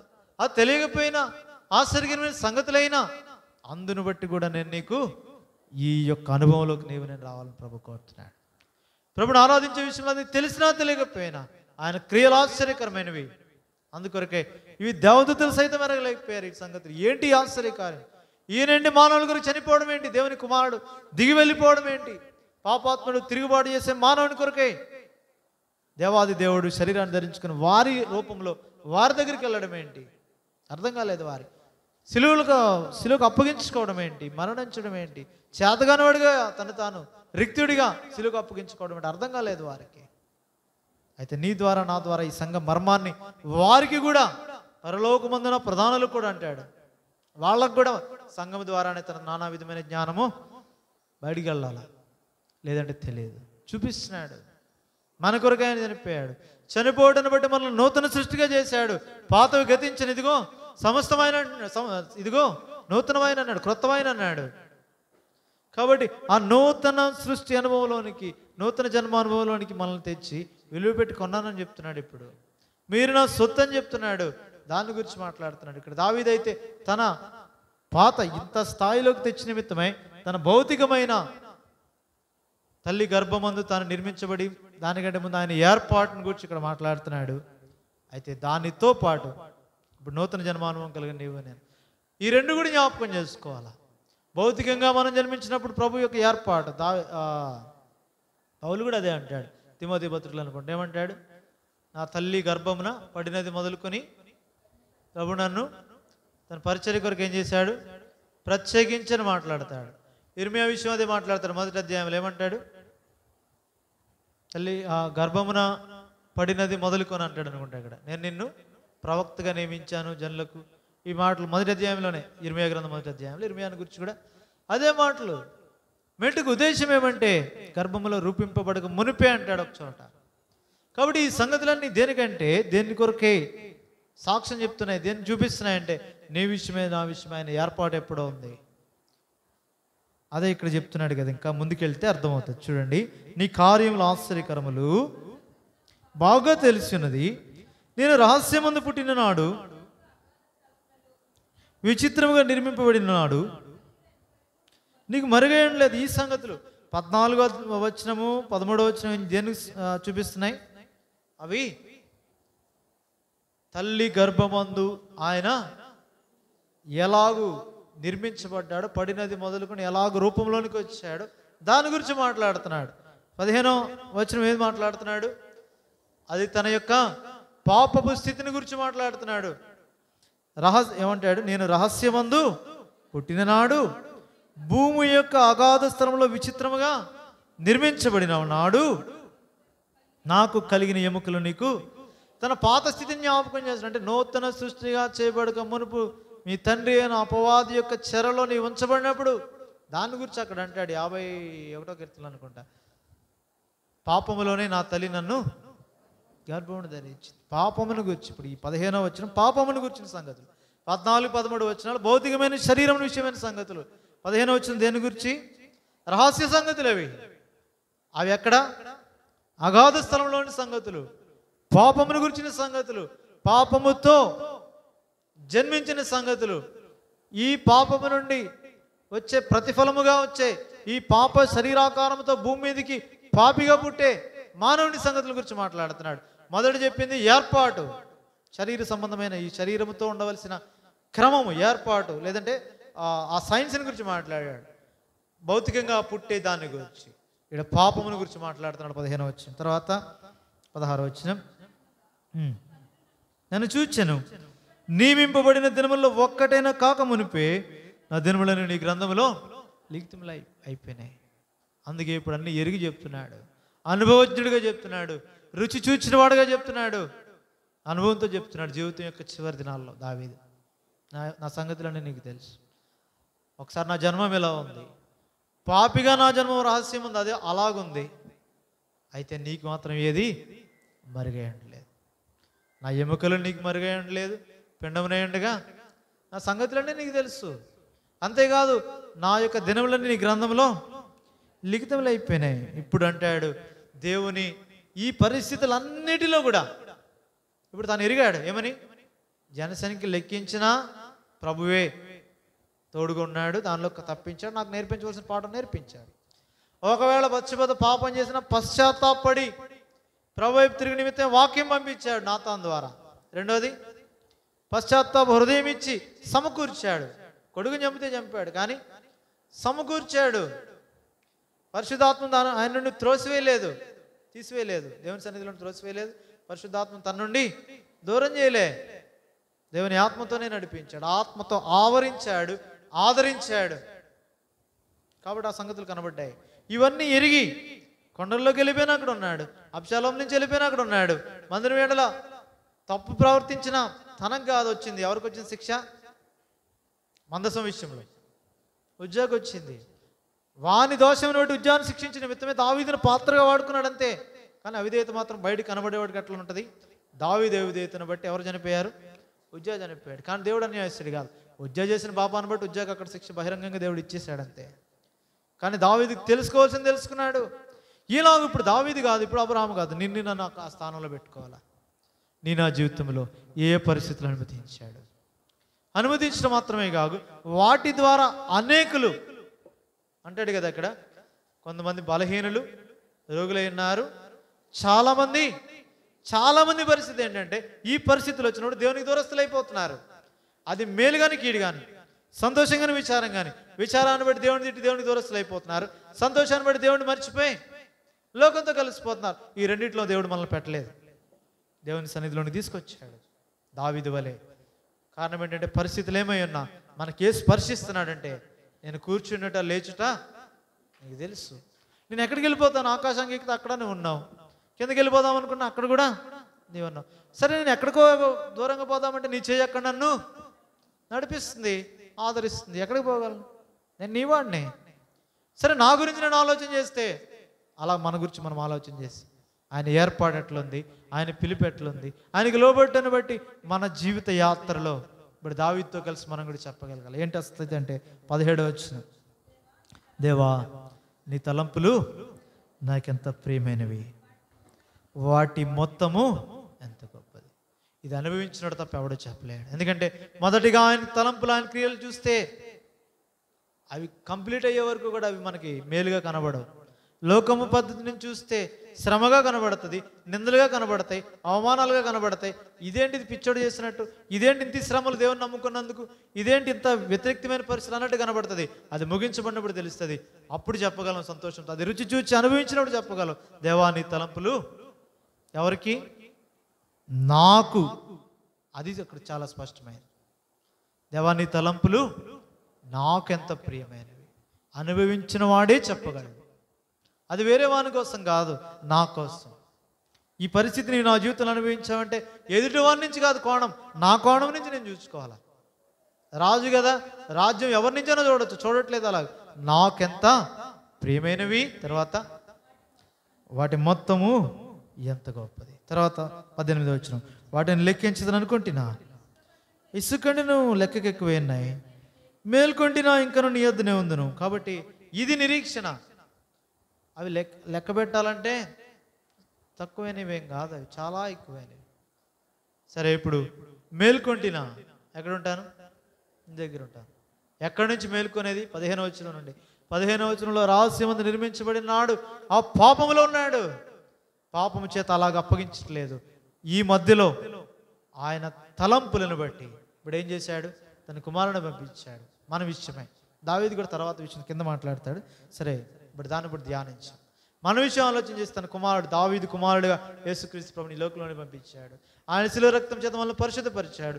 మన పాపంతో మనం చనిపోతే నరకానికి పాత్రలో దాని నుండి విమోచించి నిత్యరాజ్యమునకు ప్రభుత్వం మన నుండి నిమిత్తమై వారసులుగా చేశాడు. దీనిని బట్టి దావీదు చెప్తున్నాడు, దేవా నీ తలంపులు నాకెంత ప్రియమైనవి, వాటి మొత్తము ఎంత గొప్పది. వాడు లెక్కిద్దాం అనుకున్నాను, ఇసుక కంటే చాలా, ఇసుక రేణువుల కంటే చాలా ఎక్కువగా ఉన్నాయి అవి. అయితే ఒకటి, మేల్కొంటినా ఆయన దగ్గరే ఉంటాను, నీ దగ్గరే ఉంటాను. ఇంకా నీ స్వరూప దర్శనం చేత నా ప్రతి ఆర్చ భూమి మీద కాదు, ఇప్పుడు పరలోకంలో నీతో సదాకాలం ఉంటాను. మేల్కొంటినా ఇంక నీ దగ్గరే ఉంటాను. ఇట్టి గొప్ప నిరీక్షణ దేవుడు నీకు నాకు ఇచ్చిన కారణాన్ని బట్టి సంతోష హృదయాలతో. ఇప్పుడు దావీదు యొక్క అనుభవం కాదు, నీ అనుభవం, నా అనుభవం. ఆ చోటుకి మనం అన్వయించుకొని దానిలో ఇమ్మర్స్ అయ్యి దానిలో మనం కూడా పాలిభాగం తీసుకొని నా విషయమే దేవుని ఉద్దేశాలు ఎట్లా నెరవేర్చబడ్డాయి, తల్లి గర్భం నుండి నేను ఎట్లున్నాను, నా నిర్మాణం ఏంటి, ఇప్పుడు బయటకు వచ్చాను, నా స్థితి ఎట్లుంది. ఇప్పుడు పాపం విషయమై కూడా ఆలోచన చేద్దాం. భౌతికంగాను కాపాడుతున్నాడు, ఆత్మీయంగాను కాపాడుతున్నాడు. రెండు అవసరం. మనమే దేవదూతలు లేదంటే పరసంబంధమైన కేవలం పరమునకు చెందిన వారం కాదు, భూమి మీద జీవిస్తున్నాం, శరీరం కూడా ఉంది. భౌతికంగాను భద్రం చేస్తున్నాడు, ఆత్మీయంగా కూడా దేవుని సన్నిధి నుండి మనలను త్రోసివేయట్లేదు. రెండింటిని బట్టి దావీదు రెండింటిని బట్టి చెప్తున్నాడు. రహస్యమందు నిర్మించబడినాడు, అగాధ స్థలముల్లో పాపం విషయమే మాట్లాడాడు, తల్లి గర్భమందు నిర్మించబడిన సంగతులు మాట్లాడుతున్నాడు, పిండం నుండిగా మాట్లాడుతున్నాడు, ఎముకల గురించి మాట్లాడుతున్నాడు. ఏది ఆయనకి మరుగైనట్లేదు. భౌతికంగా భూమి మీద జీవించే జీవితాన్ని గురించి మాట్లాడుతున్నాడు. లోపలున్న తలంపులు, ఆలోచన, లోపల ఇంకా మాట నాలుకకు రాకముందే లోపల ఏం మాట్లాడుతున్నాడు కూడా చెప్తున్నాడు ఆయన. ఇవన్నీ ఎరిగి మాట్లాడుతూ ఉంటాడుగా. ఆ స్థితిలోనికి నేను నన్ను తీసుకుని వెళ్ళి మరి నేను ఆ పరిస్థితుల్లో ఎన్నిసార్లు ఆయన సన్నిధిని అనుభవిస్తున్నా. ఎక్కడికి వెళ్ళినా ఉంటాడు ఆయన. ఎందుకంటే ఈ సహాయకుడిగా నీతో వస్తాడు. కుదరదంటే కాదు. ఇప్పుడు ఒక రాజుగా అధికారిగా నిన్ను నియమించిన తర్వాత, ఉదాహరణకి భూలోక రాజ్యాల్లోనే చూడండి, ఒక రాజు, ఒక సీఎం, ఒక పిఎం ఉంటే వాళ్ళు నియమించబడిన తర్వాత మాకొద్దు, మా పర్సనల్ మీటింగ్ మేము వెళ్ళాలన్నా సరే వాళ్ళకి ఏముంటుంది? ఖచ్చితంగా సెక్యూరిటీ ఉంటుంది. వాళ్ళు వద్దంటే ఎంత వద్దని చెప్పినా వారి బాధ్యతది, ఇవ్వవలసిందే. వాళ్ళు వద్దని ఎన్ని ప్రెజర్స్ పెట్టినా, డైరెక్ట్గా చెప్పినా సరే, రహస్యంగా అన్నా వారికి ఏమిస్తారు? సెక్యూరిటీ ఇవ్వాల్సిందే. దాని గురించి నియమించబడ్డారు వాళ్ళు. భూలోక రాజుకి అట్లుంటే పర సంబంధమైన రాజ్యం చేయడానికి పిలువబడిన నీకు నాకు దేవుడు విడిచిపెట్టేవాడు కాదు. ఆ భద్రతను బట్టి కూడా ప్రభువుని స్తుతించబద్దలమే. ఒకవేళ నువ్వు అనేక సార్లు వద్దనుకుని ప్రభు సన్నిధికి దూరం అయి ఉండొచ్చు, వద్దనుకుని సంఘానికి దూరం అయి ఉండొచ్చు, వద్దనుకుని నీ హృదయంలో అనేక చోట్ల ప్రభు వెళ్ళని స్థలాలకి వెళ్ళని ఆలోచనలు వచ్చి మానవుల మీద ఆధారపడి ఉండొచ్చేమో, కానీ ఆ సెక్యూరిటీ ఆయన తీడు. ఎందుకంటే నీ రాజుగా ఆయన పెట్టాడు, ఆ సెక్యూరిటీ ఉండవలసిందే ఆయన. అందుకే అక్కడ ఆ మాట రాశాడేమని, నేను ఎక్కడికి పోయినా నీ చేయక్కడ నన్ను నా మీద ఉంచి ఉన్నావు, నాకు సహాయకరంగా ఉన్నావు. అక్కడ మాట్లాడుతున్నాడు ఆ సంగతి. ఎక్కడన్నా నీ కుడి చేయి నన్ను అక్కడ నడిపిస్తున్నావు. కాబట్టి నీవు ఒకవేళ వెళ్ళిపోయినా ఆయన నీతోనే ఉంటాడు. అదే అక్కడ పరిశుద్ధాత్మ నీకు గొప్పతనం. అదే విమోచన దినం వరకు ముద్రించబడ్డావు ఆయనలో. ఆయన గొప్పతనం అదే. నువ్వు ఎంత దోషం చేసినా, ఎంత పాపం చేసినా ఆయన నిన్ను విడిచిపెట్టాడు, నీలో నుండి వెళ్ళడు. ఆయన దుఃఖపడతాడే కానీ. ఎంత శ్రేష్టకరమైన దేవుడు, నీ కొరకే నా కొరకే అంతగా దినవల్ల చేతులు చేసి శ్రమపడుతూ ఉంటాడుగా. ఆ ప్రేమను నీవు గుర్తిస్తే ప్రభుని ఆరాధించుకుని ఉండలేవు. ఇప్పుడు దావీదు కంటే మరి శ్రేష్టమైన అనుభవం నీకు నాకు దేవుడు ఇచ్చిన కారణాన్ని బట్టి సంతోష హృదయాలతో ఇటీ అనుభవంతో ఆ పరమందున పరలోకపు తండ్రిని ప్రభుని యేసుక్రీస్తు ద్వారా దేవుడిచ్చిన యొక్క పరిశుద్ధాత్మ దేవుని వాక్యంలో నుండి ఆత్మ ద్వారా ఇచ్చిన ఈ మాటలను బట్టి ఏదైతే హృదయమందు సంతోషిస్తున్నావో దేవుడిని నీవు కలిగి ఉన్న కారణాన్ని బట్టి, ఆ దేవునికి ప్రజగా ఉన్న కారణాన్ని బట్టి, దాని అంతటిని బట్టి సంతోష హృదయాలతో సమాజం ఎదురు ప్రభుని ఆరాధించడానికి ప్రభు మనలను సిద్ధపరచును కాక. మొదటిగా సండే స్కూల్కి ఉపాధ్యాయులు ఆరాధించి వెళ్ళిన తర్వాత ఒక సహోదరుడు ఒక సహోదరి క్లుప్తంగా బిగ్గరగా ప్రభుని ఆరాధించాను.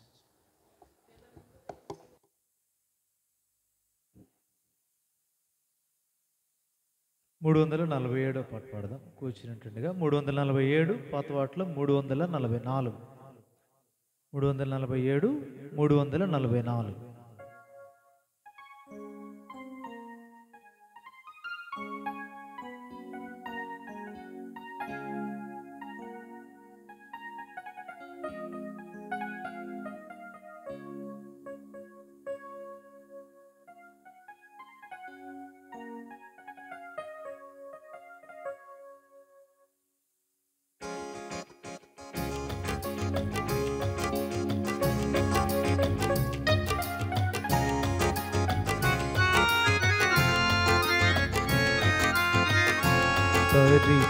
పరిపూర్ణంబగు గురువు ఎవరు, ప్రేమతో నిండిన హృదయుండే. పరిపూర్ణంబగు గురువు ఎవరు, ప్రేమతో నిండిన హృదయుండే. పాపులు మరి రాజ హృదయులు, ప్రపంచ గురువులు. పాపులు మరి రాజ హృదయులు, ప్రపంచ గురువులు. నీ సొమ్మును హృదయము నడిగెదరు, దాసుని హెచ్చరిక ఇదే. నీ సొమ్మును హృదయము నడిగెదరు, దాసుని హెచ్చరిక ఇదే. పరిపూర్ణంబగు గురువు ఎవరు, ప్రేమతో నిండిన హృదయుండే. పరిపూర్ణంబగు గురువు ఎవరు, ప్రేమతో నిండిన హృదయుండే. ఇహమును విడచిన త్యాగియేగారా, మహాసత్య సద్గురువు.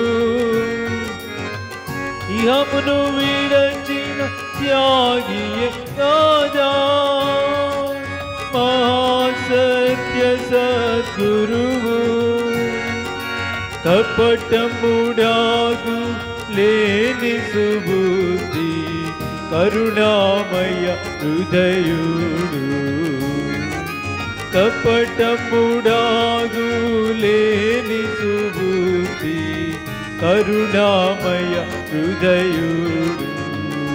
పరిపూర్ణంబగు గురువు ఎవరు, ప్రేమతో నిండిన హృదయుండే. పరిపూర్ణంబగు గురువు ఎవరు, ప్రేమతో నిండిన హృదయుడే కనుగొంటిమి అటువంటి గురువును ఘనుడగు యేసు ప్రభువులో కనుగొంటిమి అటువంటి గురువును ఘనుడగు యేసు ప్రభువులో ప్రేమానంద సమాధానముతో పూర్తిగా నింపును మనలను ప్రేమానంద సమాధానముతో పూర్తిగా నింపును మనలను పరిపూర్ణం బగు గురువు ఎవరు ప్రేమతో నిండిన హృదయుండే పరిపూర్ణం బగు గురువు ఎవరు ప్రేమతో నిండిన హృదయుండే సిలువపై మన పాపము మోసి తొలగించెను స్వార్థమును సిలువపై మన పాపము మోసి తొలగించెను స్వార్థమును తనపై మన పాపములను మోసి మనకు సగెను విడుదలను తనపై మన పాపములను మోపి మనకు సగెను విడుదలను పరిపూర్ణం బగు గురువు ఎవరు ప్రేమతో నిండిన హృదయుండే పరిపూర్ణం బగు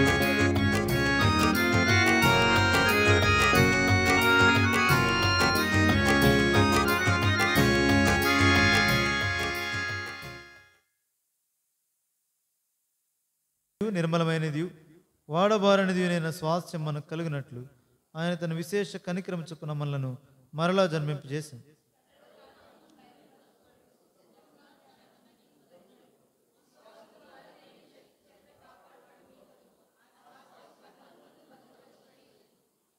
ఇందువల్ల మీరు మిక్కిలి ఆనందించున్నారు. కానీ అవసరమును బట్టి నానా విధములైన శోధనల చేత ప్రస్తుతమున కొంచెము కాలం మీకు దుఃఖం కలుగుచున్నది.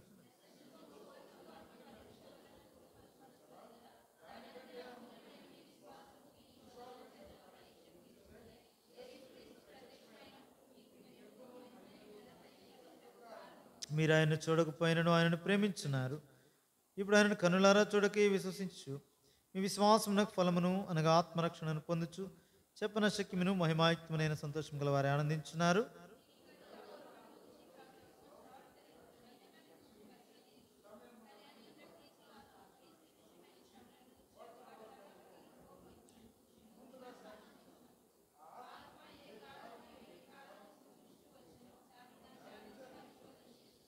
పరలోకం నుండి పంపబడిన పరిశుద్ధాత్మ వలన మీకు సువార్త ప్రకటించిన వారి ద్వారా మీకు ఇప్పుడు తెలుపబడిన ఈ సంగతుల విషయమై తమ కొరకు కాదు కానీ మీ కొరకే తమ పరిచయం చేసిన సంగతి వారికి బయలుపరచబడిను.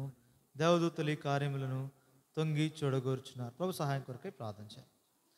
ప్రేమ కలిగిన తండ్రి, మరొకసారి వందనాలు. నేను ఆరాధించటకై మమ్మల్ని నిర్మించిన విధానము, మా ఏర్పాటు, నూతన సృష్టిగా మమ్మల్ని చేసుకునే విధానం జ్ఞాపకం చేసుకుని అంత మాత్రమే గాక నీ రక్తంతో విమోచింపబడి నీ సంఘములో మమ్మల్ని ఐక్యపరిచి మా ఎడల నా ఎడల నీ కార్యములు మీ తలంపులు ఎంతో ప్రియముగా ఉన్నందుకై దేవా, అంత మాత్రం కాదు కానీ వాటిని లెక్కించలేనన్ని గొప్ప సంగతులతో మమ్మల్ని నింపిన కారణాన్ని బట్టి గొప్ప నిరీక్షణతో కూడిన జీవితాన్ని మాకు ఇచ్చి మేల్కొందమా నీ యొద్దనే ఉందమనే గొప్ప ఆధిక్యత గల ప్రజలముగా నిన్ను ఆరాధించడానికి మీరు ఇచ్చిన కృపకే వందనాలు. ఆరాధనలో భాగంగా పరిశుద్ధమైన బలను మేము సమీపిస్తూ ఉంటుండగా నీ లేఖనముల ద్వారా మమ్మల్ని దర్శించి సంధించి సరిచేసి యోగ్యముగా నీ శరీర రక్తాల్లో పాల్పుచ్చుకోవడం కృప నిమ్మని మరొకసారి చదవని లేఖనాలను పరిశుద్ధపరిచి విరిచి పంచి ఇవ్వమని, ఎవరికి ఏది అవసరమో ఎవరెట్టి ఆశ నీ మీద పెట్టుకొని వచ్చారో వారి ఆశకులది వారిని తృప్తిపరచమని నిలబడి నీ దాసుని నేను నిష్ప్రయోజ దాసుని మీద ఒప్పుకొంచు నీకు అప్పగించుకొంచు. మీరు నీ ఆత్మతో నింపి మాతో మాట్లాడమని యేసుక్రీస్తు ప్రభు మా రక్షకుని నామమున ప్రార్థించి వేడుకొంచున్నాం తండ్రి. ఆమేన్. ఇక్కడ పేతురు పత్రిక శ్రమలో ఉన్న పరిశుద్ధులను గురించి వారి కొరకే వారికి ధైర్యం ఇచ్చిన నిమిత్తమై పేతురు ఈ మాటలు రాస్తున్నాడు. ఎందుకంటే ప్రభు ఆయన ఆరోహణ అయిన తర్వాత పరిశుద్ధాత్మ భూమి మీదకి వచ్చిన తర్వాత సంఘము ప్రభు కొరకే కట్టబడుచు ప్రభు కొరకైనా పని చేస్తున్నప్పుడు శత్రువు దానికి వ్యతిరేకంగా పనిచేస్తున్నాడు. ఆ కారణం చేత శ్రమలు గుండా ఉపద్రవాలు గుండా ఆదిమ సంఘం వెళ్ళవలసి వచ్చింది. అదే మనం అపోస్తల కార్యాల్లో చూస్తాం. ఆ కారణాన్ని బట్టి 7-8 అధ్యాయంలో స్టెఫను హతసాక్షిగా చేయబడ్డాడు. ఈ హింసలను బట్టి ఈ విశ్వాసులైన శిష్యులైన యూదులందరూ ఆయా ప్రదేశాలకు వారు చెదిరిపోయారు. అయితే అపోస్తలులు మాత్రము యెరూషలేములోనే ఉన్నారు. ఆ తర్వాత దినాల్లో కూడా ఆయా రోమ్లోనే కాదు ఇంకా చాలా చోట్ల హింసలు ఉపద్రవాలు అధికమవుతున్న కారణాన్ని బట్టి ఆ యొక్క ప్రభువునందు విశ్వాసం ఉంచి కొనసాగుతున్న ప్రభు ప్రజలు ఇంకా పలు ప్రాంతాలకి చెదిరిపోయినప్పుడు వారిని ధైర్యపరిచే నిమిత్తమై పేతురు ఈ సంగతులు జ్ఞాపకం చేస్తున్నాడు. అదే ఇక్కడ చూస్తాం 2వ వచనంలో మొదటి నుంచి పేతురు రాసిన మొదటి పత్రిక 1వ అధ్యాయం 1వ వచనం. యేసుక్రీస్తు అపోస్తలుడైన పేతురు భవిష్యత్ జ్ఞానమును బట్టి ఆత్మ వలని పరిశుద్ధత పొందిన వారై విధేయులగుటకును ప్రోక్షింపబడుటకును ఏర్పరచబడిన వారి కనగా పొంతు గలతియా కప్పదొకియా ఆసియా బితునియా అను దేశముల యందు యాత్రికులకు శుభమని చెప్పి వ్రాయినది. వారితో చెప్తున్నాడు, మీకు కృపయు సమాధానమును విస్తరిల్నిగా. కారణం ఏంటంటే వారు శ్రమల వలన చెదిరిపోయినారు. వారు ప్రభువుని గురించిన శ్రమలు అంటే కీడు కొరకైన శ్రమలు కాదు, లోకముతో శ్రమలు కాదు, ప్రభు కొరకే వారు నిలిచిన కారణాలను బట్టి. అందుకే వారు ఆత్మ వలన పరిశుద్ధపరచబడిన వారు, ప్రభువైన యేసుక్రీస్తు రక్తం వలన ప్రోక్షింపబడుటకు విధేయులకుటకు ఏర్పరచబడిన వారు. అందునిమిత్తమై వారి జీవితాల్లో శ్రమలు కలిగినప్పుడు ఉపద్రవాలు కలిగినప్పుడు వారు ఆ స్థలాల్లో ఉండలేక చెదిరిపోయిన యాత్రికులు వారు. వారితో పేతురు వారిని ధైర్యపరచడానికి రాస్తూ ఈ శ్రమల నుంచి మీకు విడుదల కలుగుతుంది, ఇలా నెమ్మది కలగాలంటే ఈ మార్గంను మీరు ఎంచుకోండి, మీరు ఇలా ప్రవర్తిస్తే ఈ శ్రమల నుంచి తప్పించబడతారనే మార్గం వారికి చెప్పట్లేదు. కానీ ఈ శ్రమలన్నీ సహజమే అని మాట్లాడుతూ వస్తున్నాడు. ఈ శ్రమలు మీ మేలు కొరకే, మీ రాబోయే దినం లేదంటే ప్రభు దినమున ఆయన ఎదుర్కొన్నప్పుడు మీ మహిమ అధికమగు నిమిత్తమే ఈ శ్రమలు మీకు అనుమతించబడుతున్నాయని వారిని ఇంకా వారికి ఇది సామాన్యమే అని చెప్తూ మాట్లాడుతున్నాడు.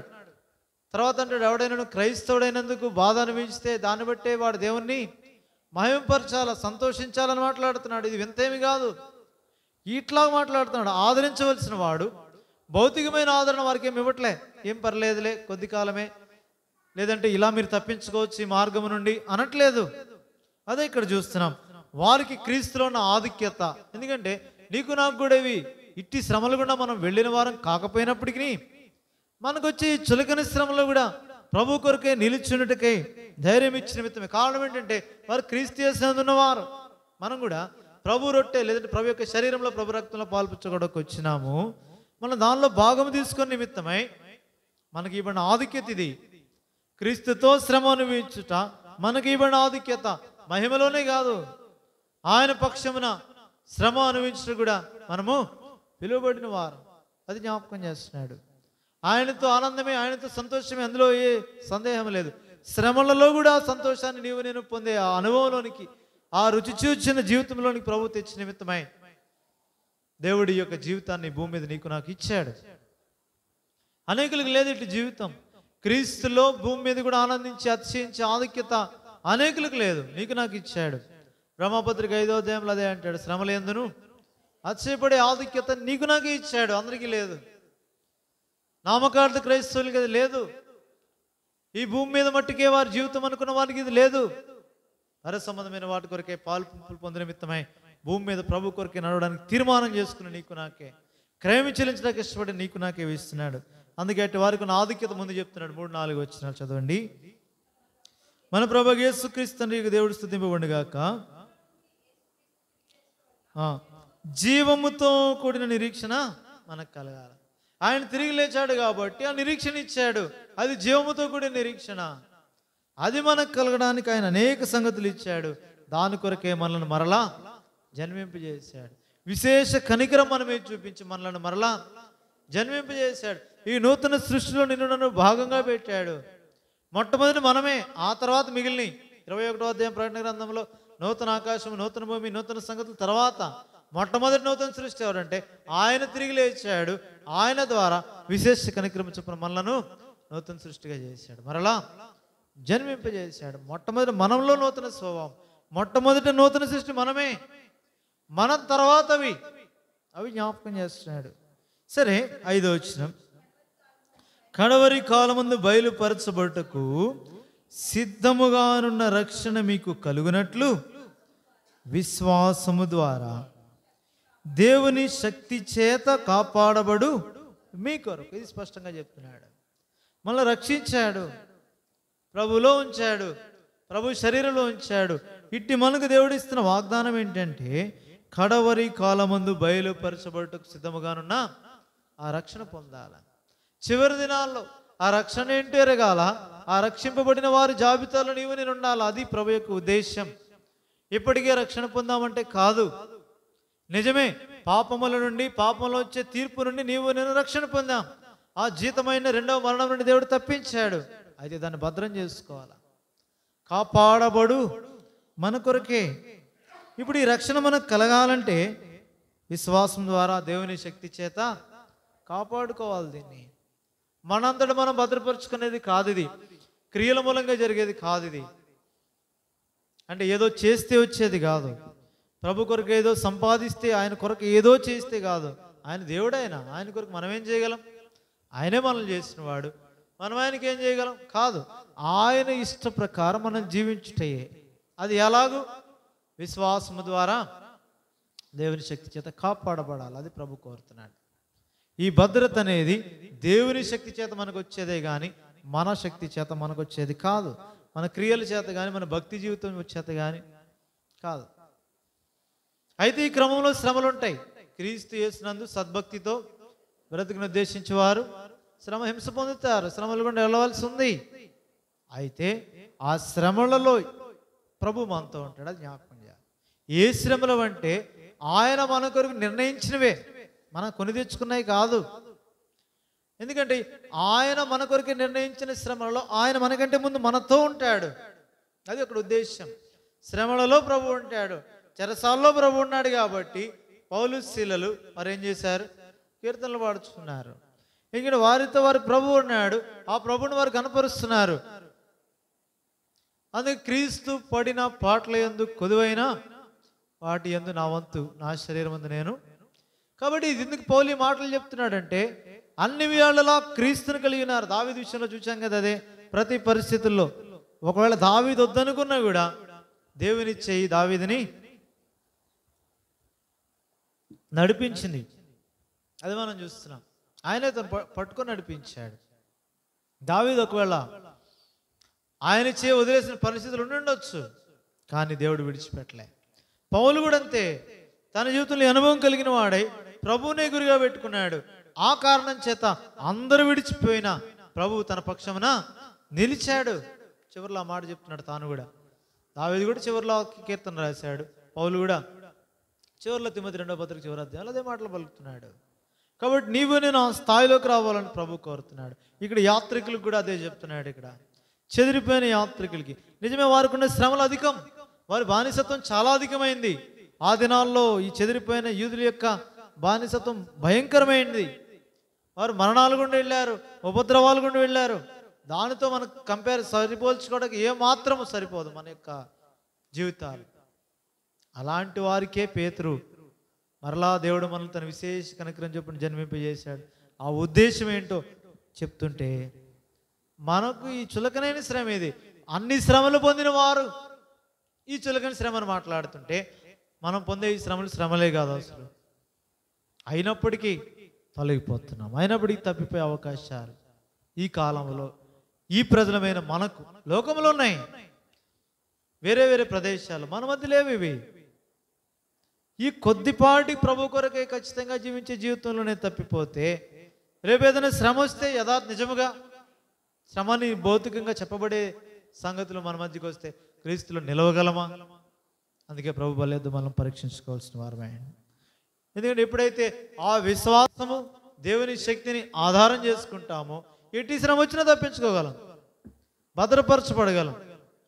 ఆ అలవాటు ఆ అభ్యాసము మనం చేసుకోకపోతే ఈ చిలకనైన వాటిలోనే ఈ చిన్న చిన్న వాటిలోనే తప్పిపోతే, అభ్యాసం లేకపోతే ఒక్కసారే ఆ సంగతులు వచ్చినప్పుడు మనం తప్పించుకోలేం, నిశ్చయముగా తప్పించుకోలేం.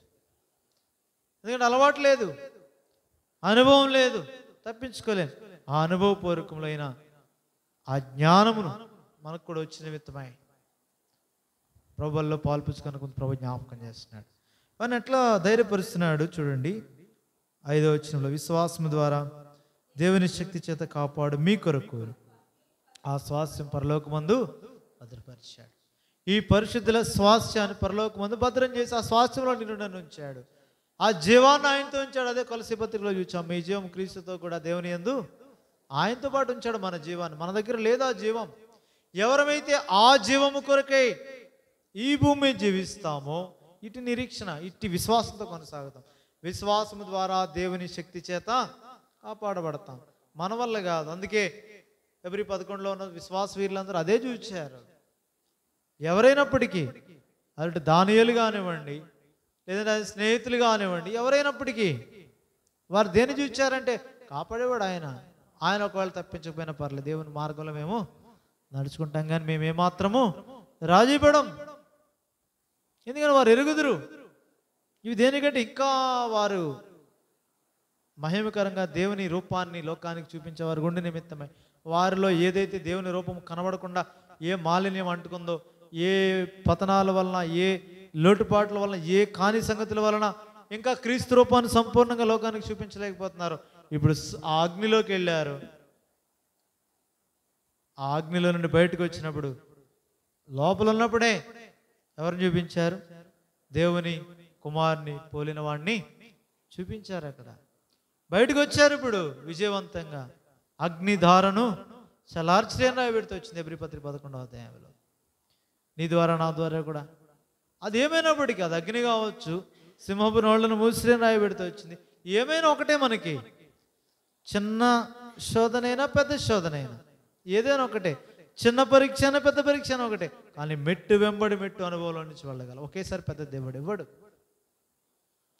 మొట్టమొదటి ఒక మెట్టు ఎక్కితే ఆ క్లాస్ పాస్ అయితే తర్వాత క్లాసుకు తీసుకెళ్తాడు. ఒకేసారి నీకు ఇవ్వడది, మెట్టు మెట్టుగా తీసుకెళ్తాడు. ఆత్మీయ జీవితంలో విశ్వాసం ద్వారా దేవుని శక్తి చేత కాపాడబడే ఈ అనుభవాన్ని కూడా అలాగే నేర్పిస్తాడు. మొట్టమొదటి నీవు దాని కొరకే ఆ విశ్వాసంలో కొనసాగితే తర్వాత మెట్టు వెంబడి మెట్టు దాన్ని అనుభవించి సంతోషం అలవాటైపోద్ది నీకు. అది అవిశ్వాసంతో ప్రభు మీద ఆధారపడే జీవితం అలవాటైపోద్ది. మొదటి నుంచి ఈ విశ్వాసం మీద ఆధారపడకుండా ఒక పక్క మనుషులు, ఒక పక్క దేవుడు అన్నట్టు వెళ్తే మనుషుల మీద ఆధారపడడం ఎక్కువ వద్దు, కానీ దేవుని మీద ఆధారపడము దేవుడు నీకు నేర్పించలేడు. దాన్ని దేవుడు సిద్ధంగా ఉంచుతాడు. దేవుడు నీ కొరకై ఆ విశ్వాసం మీద, ఆయన మీద ఆధారపడితే ముందుగానే సిద్ధపరుస్తాడు. నువ్వు ప్రార్థించక మునిపే నీ కొరకు సిద్ధపరిచి ఉంచుతాడు. కానీ నువ్వు విశ్వసిస్తే దాన్ని పొందుతావు, విశ్వసించకపోతే దాన్ని పొందలేవు. ఎందుకంటే ఆ స్థాయిలోకి నీవు రాలేవు. అందుకే ప్రభు జ్ఞాపకం చేస్తాడు, ఆయన అన్యాయస్తుడు కాదు. అందరి విషయం అంతే. అబ్రహాముకి ఎట్లున్నాడో మోషే విషయం అంతే, మోషేకి ఎట్లున్నాడో దావీదు విషయం అంతే, దావీదుకి ఎలా ఉన్నాడు శిష్యులకి అంతే, పౌలుకి అంతే, ఎవరికైనా అంతే, నీకు నాకు కూడా అంతే. ఆ స్థాయిలోకి వస్తే ఆయన సహాయం చేస్తాడు. అనుభవపూర్వకంగా వెళ్ళాలా, ఒక్కటిగా ప్రభు కొరకే లోకాన్ని విడిచిపెట్టి, లోకం మీద ఆధారపడడం విడిచిపెట్టి ప్రభు మీద ఆధారపడడం నేర్చుకుంటే సంపూర్తిగా ఆయన సంతోషంతో ఆయన వెంబడించే ఆధిక్యత అన్నీ నీకు తెలిసిపోతాయి. అందుకే అంటాడు సంభవింపబో సంగతులు. అంటే ఇక్కడ ఏమన్నాడు? భవిష్యత్ జ్ఞానం అంటాడు. మొదటి వచనంలో ఏమన్నాడు? భవిష్యత్ జ్ఞానం. ముందేం సంభవిస్తుందో తెలుసు కాబట్టి సంతోషంతో వెళ్ళిపోతాం. ముందే తెలుస్తుంది కదా నీకు, ఏది ప్రొటెక్ట్ చేస్తుంది నిన్ను, ఏ శక్తి నిన్ను కాపాడుతుంది, తర్వాత ఏ మహిమలో పాల్పుచ్చుకుంటావు. లోకం ఎదురు చూసినప్పుడు ఈ శ్రమలుగా కనబడతాయి, కానీ ఈ శ్రమల్లో కూడా నీతో ఉన్న ప్రభు వారికి కనపడ్డు. నీవు అనుభవపూర్వకంగా వెళ్తే అప్పుడు ఆయన నీలో కనపడతాడు. నీకు తోడైన ప్రభు కాదు కనపడేది వారికి, నీలోనున్న ప్రభు కనపడతాడు. అదే అక్కడ దాని అర్థం. తర్వాత చదువుండి 6వ వచనం. ఇందువల్ల మీరు మిక్కిలి ఆనందించినారు కానీ అవసరమును బట్టి నానా విధములైన శోధనల చేత ప్రస్తుతమును కొంచెం కాలం మీకు ఖచ్చితంగా దుఃఖమే, ఖచ్చితంగా శ్రమలే. శ్రమలు అందేవుడు చెప్పంటే శ్రమలే అవి. వాటిలో ప్రభువు మనకు తోడుగా ఉన్న శ్రమలే. అందుకే ఆయన సిలువకు అప్పగించబడినప్పుడు ఆయన దేవుడి కుమారుడయ్యండి కూడా వాటన్నిటి నుంచి నొప్పి లేకుండా ఆయన ఉండగలడు, ఆయన ప్రభావం చూపిస్తే. కానీ అలాగ లేడు. శ్రమ సహించన్నాడు. అక్కడ సిలువను సహించి అనే మాట హెబ్రీ పత్రిక 12వ అధ్యాయంలో ఖచ్చితంగా రాశాడు. ఆ అవమానమును నిర్లక్ష్య పెట్టాడు, సిలువను సహించాడు. ఆ నొప్పి, ఆ బాధ, వేదన అన్నిటిని పొందాడు. కాబట్టి నీవు నేను పొందబద్ధులమై ఉన్నాం, ఖచ్చితంగా పొందాలి. సహించుటకు శక్తిస్తాడు. అదే ఇక్కడ చెప్పబడింది. విశ్వాసము ద్వారా దేవుని శక్తి చేత కాపాడబడు మీ కొరకు. పరలోకంలో ఆల్రెడీ శ్వాసాన్ని భద్రం చేస్తున్నాడు. దాని కొరకే మన అవసరతను బట్టి నానా విధములైన శోధనలు, ఈ యొక్క సమస్యలు, ఈ యొక్క పరీక్షలు ఉంచబడ్డాయి. ఎందుకంటే మన అవసరత ఇది. ఎందుకంటే మనం శుద్ధీకరించబడి నిమిత్తమై వాటిని ఇస్తాడు. ఎందుకంటే ఆ పరీక్షలందు ప్రమోషన్ లేదు. నీకు ఆ యొక్క ఉన్నత స్థితిలోనికి వెళ్ళాలంటే ఈ పరీక్షలు ఉత్తీర్ణుడు అవ్వాలా. ఆయన మీద మన శక్తి ఏం కాదు, ఆయన శక్తి మీద ఆధారపడడం నేర్చుకోవాలా, విశ్వసించాలా. దాని కొరకు ప్రభు ఏం చేస్తాడంటే చుట్టూ ఉన్న పరిస్థితులన్నింటినీ వ్యతిరేకంగా మారుస్తాడు. ఇక నా వల్ల కాదు, యెహోషాపాతు అన్నట్టుగా మాకు దిక్కు లేదు, నీవే మాకు దిక్కు. ఇశ్రాయేలు అన్నట్టుగా ముందుకెళ్ళలేం, వెనక్కి వెళ్ళలేం, అక్కడే ఉండిపోయాం. నిలిచుండి చూడవలసిందే యెహోవాను గ్రహించు రక్షణ కొరకే. ఇంకెవరు లేరు. ఒకవేళ పరిస్థితులు రాకముందే నువ్వు ప్రభు మీద ఆధారపడితే ఇంకా ముందుకు తీసుకెళ్ళిపోతాడు దేవుడు నేను. ఇంకా అక్కడ నీకే పరీక్షలు అవసరం లేదు. ఎందుకంటే నువ్వు ఆల్రెడీ ఇప్పటికే ఏ ఆ పరిస్థితులు ఉన్నా, సహాయకరంగా ఏ మనుషుడు నీకున్నా, ఏ డబ్బు నీకున్నా, ఏమన్నా వాటి మీద ఆధారపడక ప్రభు మీద ఆధారపడుతున్నావు. కాబట్టి ఇంకా నీ పరిస్థితులు ఏమి ఆ విశ్వాస స్థాయికి నుండి తెచ్చి నిమిత్తమే అనుమతించాల్సిన అవసరం లేదు. తర్వాత మెట్టుకు తీసుకెళ్ళిపోతాడు. ఒకవేళ నీవు ఆ మెట్టుకు రాకుండా ఇప్పటికే ఇవన్నీ ఉన్నాయి కదా తర్వాత విశ్వాసం అనుకుంటే వాటన్నిటిని తీసేస్తాడు. దేని మీద అయితే నువ్వు ఆధారపడుతున్నావు దాన్ని తీసేస్తాడు. ఎందుకంటే నిన్ను ప్రేమిస్తున్నాడు కాబట్టి ప్రభు. నీవు ప్రభు ప్రేమను రుచించడానికి ఇష్టం లేకపోతే నీకు ఈ భూమి మీద ఏం కావాలి ఇక్కడే ఇచ్చేస్తాడు. నీకు కావాల్సిన వ్యక్తులను ఇస్తాడు, ధనం ఇస్తాడు, పేరు ప్రఖ్యాతులు ఇస్తాడు. ఇక్కడే నీకు అవసరమైన సౌఖ్యకరమైన జీవితం ఇక్కడే ఇచ్చేస్తాడు. ఆయన ఏం అన్యాయస్తుడు కాదు.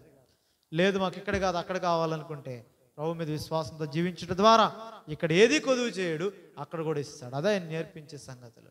అయితే ఈ భూమి మీద ఏమి నాటకం కాదు, వేషధారణ కాదు, యథార్థంగానే శ్రమలు ఉంటాయి.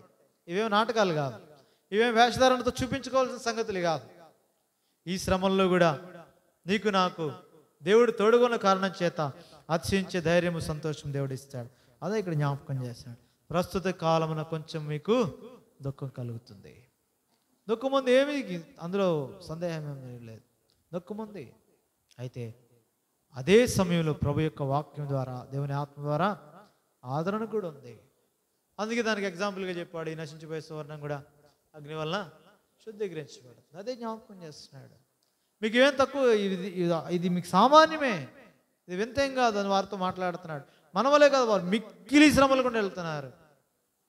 అందుకే చెప్తున్నాడు శ్రమలు గుండా వెళ్ళండి, కొద్ది కాలమే కదా ప్రభుత్వం మీరు ఉంటారు. అయితే ఇది దేని కొరకంటే సంతోషంతో ఈ శ్రమలు అనుభవించండి.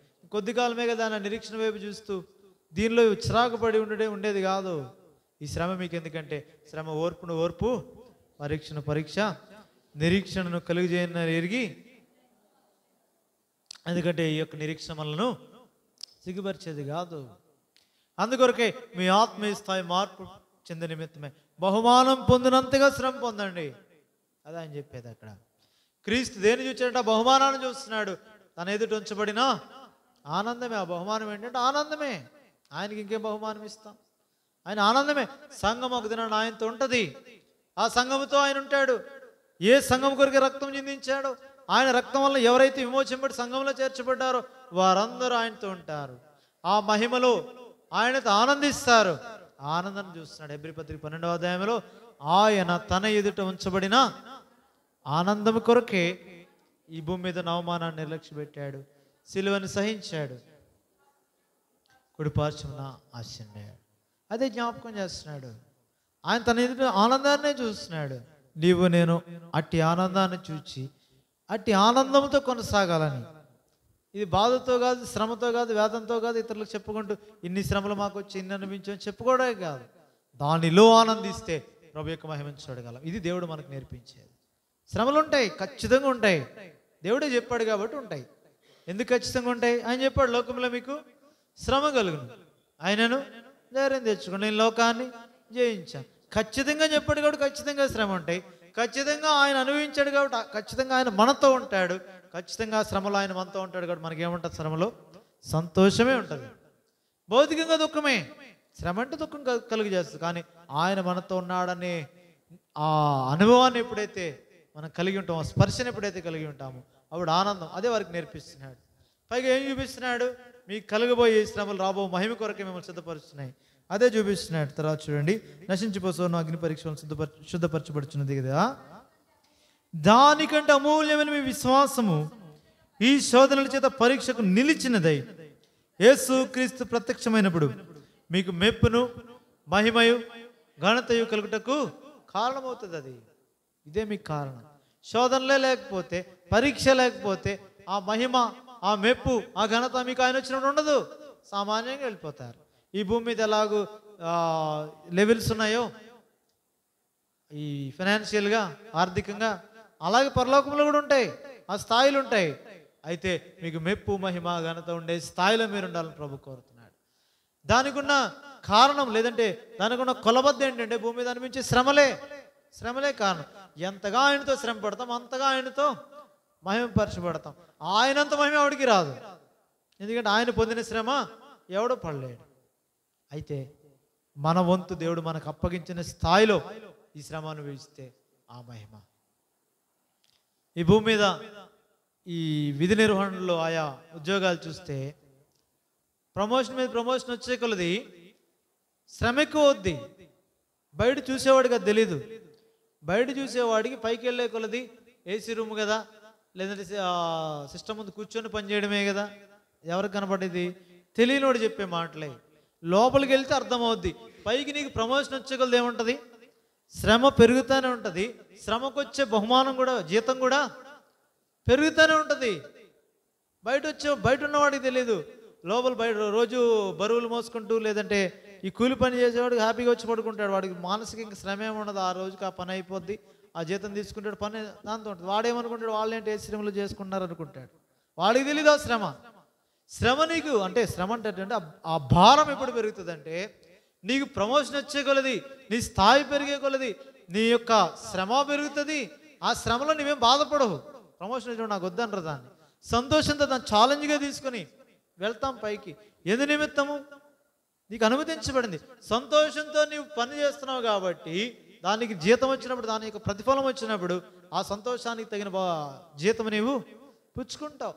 దాన్ని చూస్తావు. ముందుంచబడిన ఆనందం కొరకే. భౌతికంగా నిలా ఉంటే పర సంబంధమైన సంగతుల విషయంలో అదే ఇక్కడ జ్ఞాపకం చేస్తున్నాడు. నశించిపోయే సువర్ణము అది అగ్ని పరీక్ష వలన శుద్ధీకరించబడుతుంది. అది దానికంటే అమూల్యమైన మీ విశ్వాసం. ఈ భౌతిక సంబంధమైన ఉద్యోగ బాధ్యతలు ఎగ్జాంపుల్గా తీసుకుంటేనే దానికి అలాగంటే అందుకే ఖచ్చితంగా తెలుస్తుంది. ఖచ్చితంగా నీకు పై స్థాయికి వెళ్ళే కొలది శ్రమ పెరుగుతుంది. భౌతికంగా కష్టపడకపోవచ్చు, భౌతికంగా నువ్వు బరువులు మోయవు, భౌతికంగా నీవు అలా కనబడకపోవచ్చు. కానీ వాటన్నిటికంటే మానసికమైన ఒత్తిడి పెరుగుతుంది. వాటన్నిటికంటే ఎక్కువైన స్థితి దాన్ని అనుభవించేవాడికి తెలుస్తుంది, బయటవాడికి తెలియదు. ఆ స్థాయిలోకి వచ్చినవాడికే తెలుస్తుంది, కిందవాడికి తెలియదు. అది స్థాయిలో ఉన్న ఆ వారికే తెలుస్తుంది, కానీ ఇంట్లో కూర్చున్న వాళ్ళకి తెలియదు ఆ సంగతులు. వాళ్ళు ఏమంటారు? నిరుద్యోగులు ఏమంటారు? వాళ్ళకెందుకు ఇన్ని డబ్బులు, వాళ్ళకెందుకు కష్టపడేది తెలుస్తుంది. వాళ్ళు ఉద్యోగస్తులు అంటే వారు ఎన్నో ఆ పరీక్షలు గుండా వెళ్ళి వాటిలో విజయం పొంది ఆ మార్క్ తెచ్చుకొని ఆ మెరిట్లో వాళ్ళు వచ్చారు. బయటకు వచ్చినట్టుగా ఏం తెలుస్తుంది? బయటకు వచ్చిన ఈ యొక్క వేరే విధంగా అనుకోవద్దు. ఈ సంక్షేమ పదాలు తిని తాగేవాడికి ఏం తెలుస్తుంది అంటే వేరే విధంగా దాన్ని ఆలోచించేది. భౌతికంగా వాడికి ఈ సంగతులు తెలియదు. వాడికి వీడెలాగో కూర్చొని తింటున్నాడు కాబట్టి వాళ్ళు కూడా ఊరికినే వస్తున్నాయి అనుకుంటాడు. కాదు, దాని ముందు ఎన్ని పరీక్షలు ఉన్నాయి, ఎన్ని పరిశోధనలు ఉన్నాయి, ఎన్ని విజయాలు ఉన్నాయి, ఎంత శ్రమ పడ్డారు, ఇప్పటికీ ఎంత శ్రమ పడుతున్నారు. భౌతికంగానే అంతుంటే ఆత్మీయంగా నిన్న స్థాయిలో పెట్టాడు. ఆత్మీయంగా, ఆత్మ సంబంధంగా ఎన్ని పరీక్షలు కూడా దేవుడు నేను తీసుకుని వచ్చి ఈ స్థాయిలో పెట్టాడు. నువ్వు ఇంకా పిల్లవాడవి కాదు. అందుకే ఎబ్రిలతో అంటాడు, కొరింథీయులతో అంటాడు, శిష్యులు కాదు ఇంకా మీరు. ఎబ్రి పత్రికలో మీరు ఇంకా బలమైన ఆహారం మీకు తగ్గుతుంది. ఇంకా మీరు ఎట్లా ఉన్నారు? పాలు త్రాగుతున్నారు. మీరు బలమైన ఆహారం తీసుకోండి. నిర్జీవికులను విడిచి ఇంకా అంటాడు, క్రీస్తుని గురించిన మూలోపదేశము మాని అంటాడు 6వ అధ్యాయంలో. ఇంకా మూలోపదేశము అవి కాదు. ఇంకా పాపక్షమాపణ, హస్త నిక్షేపణ, బాప్తిస్మం, బోధ, మూతుల పునరుద్ధానం ఇవి కాదు. మరలా ఏంది పునాది? క్రీస్తును గురించిన మూలోపదేశం మాని సంపూర్ణ మగుటకు సాగిపోదామంటాడు. ఇంకెప్పుడు పరిపూర్ణతలోకి వస్తావు? ఇంకా ఈ చిన్న చిన్న పనులే, చిన్న చిన్న వాటి వైపు మనసు పెట్టుకుంటే ప్రభు పరిపూర్ణత వైపు వెళ్ళాలని నేను నన్ను కోరుతున్నాడు. ఈ క్రమంలో చెప్తున్నాడు, విశ్వాసం ద్వారా దేవుని శక్తి చేత కాపాడబడు మీ కొరకని ఆయన చెప్తుంటే మనకు మనం ప్రొటెక్షన్గా అన్ని పెట్టేసుకుంటే ఏముంటుంది? ఏం భద్రపరచబడతాం? ముందే చెప్పాడు కదా, ఆయన భద్రం చేస్తానంటే మనకు భద్రంగా ఏం కట్టుకుంటే ఏం లాభం? అందుకే అన్నాడు అక్కడ 127వ కీర్తనలో, ఆ యాత్రా కీర్తనలు ఏమంటాడు? 127లోనైనా ఇల్లు యెహోవా ఇల్లు కట్టించిన ఎడల కట్టువారి ప్రయాసము అర్థం, యెహోవా పట్టణమును కాపాడిన ఎడల దాన్ని కావలి కాయవారు ఆయన కదా చేయాల్సింది. ఆయన చేసే బాధ్యతలో మనం పెట్టుకుంటే ఏం ప్రయోజనం? మనం కాపాడలేము, ఆయనకేమో అప్పగించం. ఆ స్థితిలో మనం పోకుండా నిమిత్తం ప్రభు బలేద్దాం. సూటిగా మాట్లాడుతున్నాడు నీతో నాతో. ఇప్పటికి ఎన్నో శ్రమలు, ఎన్నో పరీక్షలు, శోధనలు జయించాం, అందులో తిరిగిలేదు. లేకపోతే ఇలా నిలిచి ఉన్నాం ప్రభు సన్నిధిలో నిలిచున్నామంటే, ప్రభుని ఆరాధించామంటే కొన్ని దాటాం ఆల్రెడీ. కొన్ని మెట్లు, కొన్ని ఆ యొక్క ఆటంకాలు దాటాం. ఆ యొక్క శోధనలు, శ్రమలు కొన్ని కొన్ని ప్రభు కొరకు నిలువబడిన నిన్ను శత్రు ఆటంకపరచకుండా ఇంకా ముందుకు వెళ్ళాలా. ఎక్కడి వరకు? సంపూర్ణుల మగుటకు సాగిపోవాలా. ఆ సంపూర్ణతలోనికి నీవు రావాలని ప్రభు కోరుతున్నాడు. ఇదే స్థితి వారికి. యాత్రికులు చెదిరిపోతున్నారు శ్రమల వలన. వారితో మాట్లాడుతున్నాడు పేతురు. వీళ్ళు మాటలు పట్టించుకోవద్దు. వాళ్ళకి తెలియదు, వాళ్ళకి తెలియక శ్రమ పెడుతున్నారు, తెలియక మాట్లాడుతున్నారు. మీకైతే ఈ శోధన వల్ల మీ ముందుకెళ్తే తెలుస్తుంది. ఆయన ప్రత్యక్షమైనప్పుడు మీకు మెప్పు, మహిమ, ఘనత కలుగుతుంది. మీరు వారు అంటే వారు కాదు, మీరు వేరు. వారు తెలియక మాట్లాడతారు, వారు తెలియదు, అనుభవం లేదు, అందుకే వారు శ్రమ పెడుతున్నారు. కానీ మీకు యేసుక్రీస్తు ప్రత్యక్షమైనప్పుడు అనే మాట తీసుకొస్తున్నాడు. ఆయన వస్తాడు, ఆయన ప్రత్యక్షమైనప్పుడు కనబడతాడు. మీ స్థాయి ఏంటో, మీ స్థితి ఏంటో, లేకపోతే లోకం ఎదురు మనం వెరివారుగానే ఉంటాం. వీళ్ళేంటి ఇలా శ్రమలు పడుతున్నారు ప్రభు కోసమని. శ్రమ పడేవాడి విషయం లోకం సంగతి వదిలేండి, క్రైస్తవులే అంటారు అలా నామకార్థంగా ఉన్నవాళ్ళు. ఎందుకంటే వాళ్ళు భూమి మీద వాళ్ళకి కావాల్సిన దేవుడు ఇస్తున్నాడు, అనుభవిస్తున్నారు కాబట్టి. మనమైతే అలా కాదు, పరసంబంధమైన వాటి మీద గురి కలిగి ఉంటున్నాం కాబట్టి భూమి మీద దేవుడు మనకి ఏది తక్కువ చేయట్లేదు. 8వ వచనం, మీరు ఆయన చూడకపోయినా ఆయన ప్రేమించినారు, ఇప్పుడు ఆయన కన్నులారా చూడక విశ్వసించు, మీ విశ్వాసమునకు ఫలమును అనగా ఆత్మరక్షణను పొందొచ్చు, చెప్పనశక్యమును మహిమాయుక్తమైన సంతోషము గలవారే ఈ ఆనందం మీకు ఉంది. ఇది చెప్తున్నాడు. భౌతికంగా శ్రమలు ఉన్నాయి, దుఃఖం ఉంది, కానీ వీలేముంది? ఆనందం. చెప్పలేని ఆనందం, చెప్పడానికి అలువు కాని ఆనందం. ఎందుకంటే ఆయన కృప మీ ఎడల అట్లా విస్తరింపజేస్తున్నాడు. మీకు శ్రమ ఎంత ఉందో, మీకు శోధన ఎంత ఉందో అంత శ్రమ ఆయన మీకు ఇస్తున్నాడు. పౌలు అదే అంటాడు, తనకున్న శ్రమలో తను ప్రార్థించగా, ప్రభు నా కృప నీకు చాలు. ఎప్పుడు బలహీనుడప్పుడే బలవంతుని అంటాడు.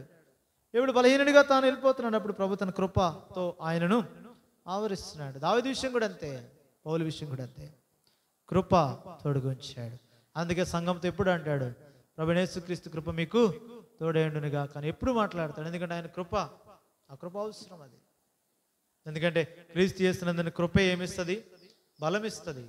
నా కుమారుడా, క్రీస్తు చేస్తున్నందున కృప చేత బలవంతుడు అది బలం ఇస్తుంది. దేనికి? ఈ శోధనలు జయించడానికి, ఈ శ్రమలను అధిగమించడానికి.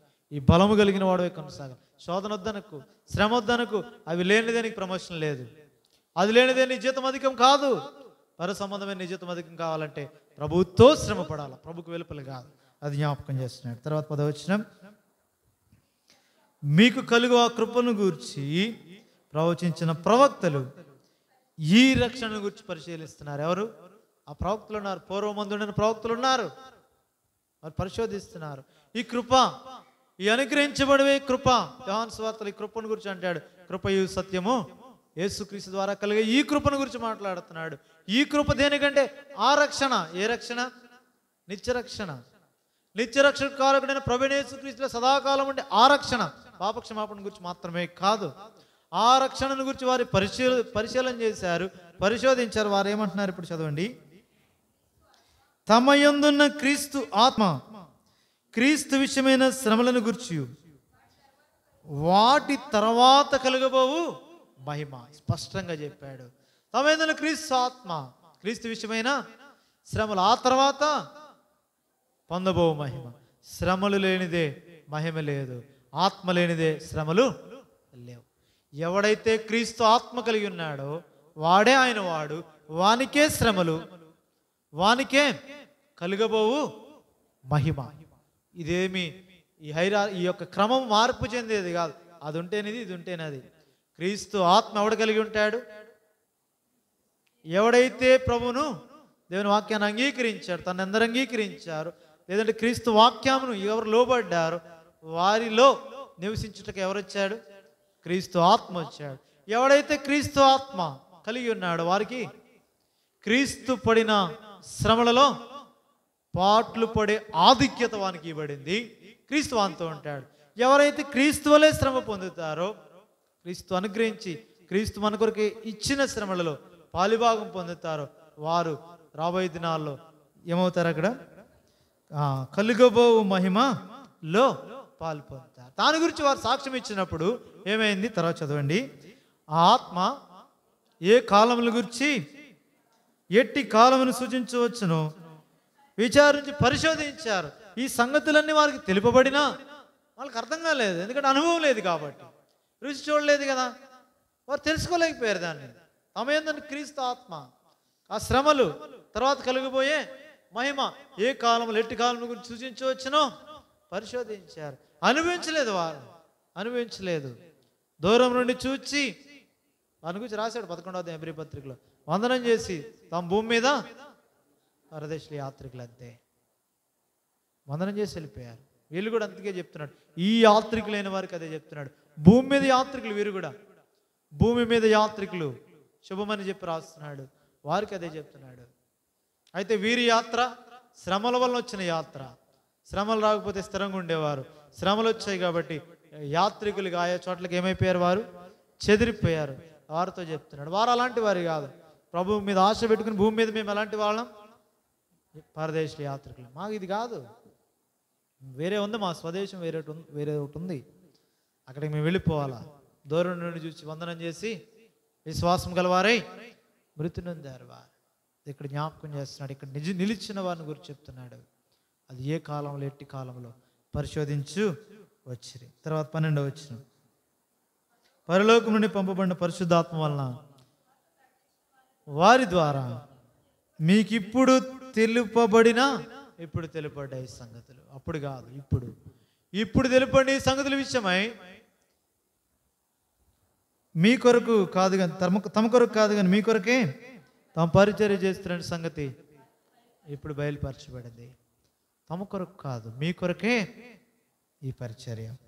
కాబట్టి ఈ యొక్క క్రమము ఇప్పుడు తెలుపబడింది పరిశుద్ధాత్మ ద్వారా. క్రమక్రమంగా మెట్టు వెంబడి మెట్టు శ్రమల్లో వెళ్ళిన తర్వాత చూపిస్తున్నాడు పౌలుకి.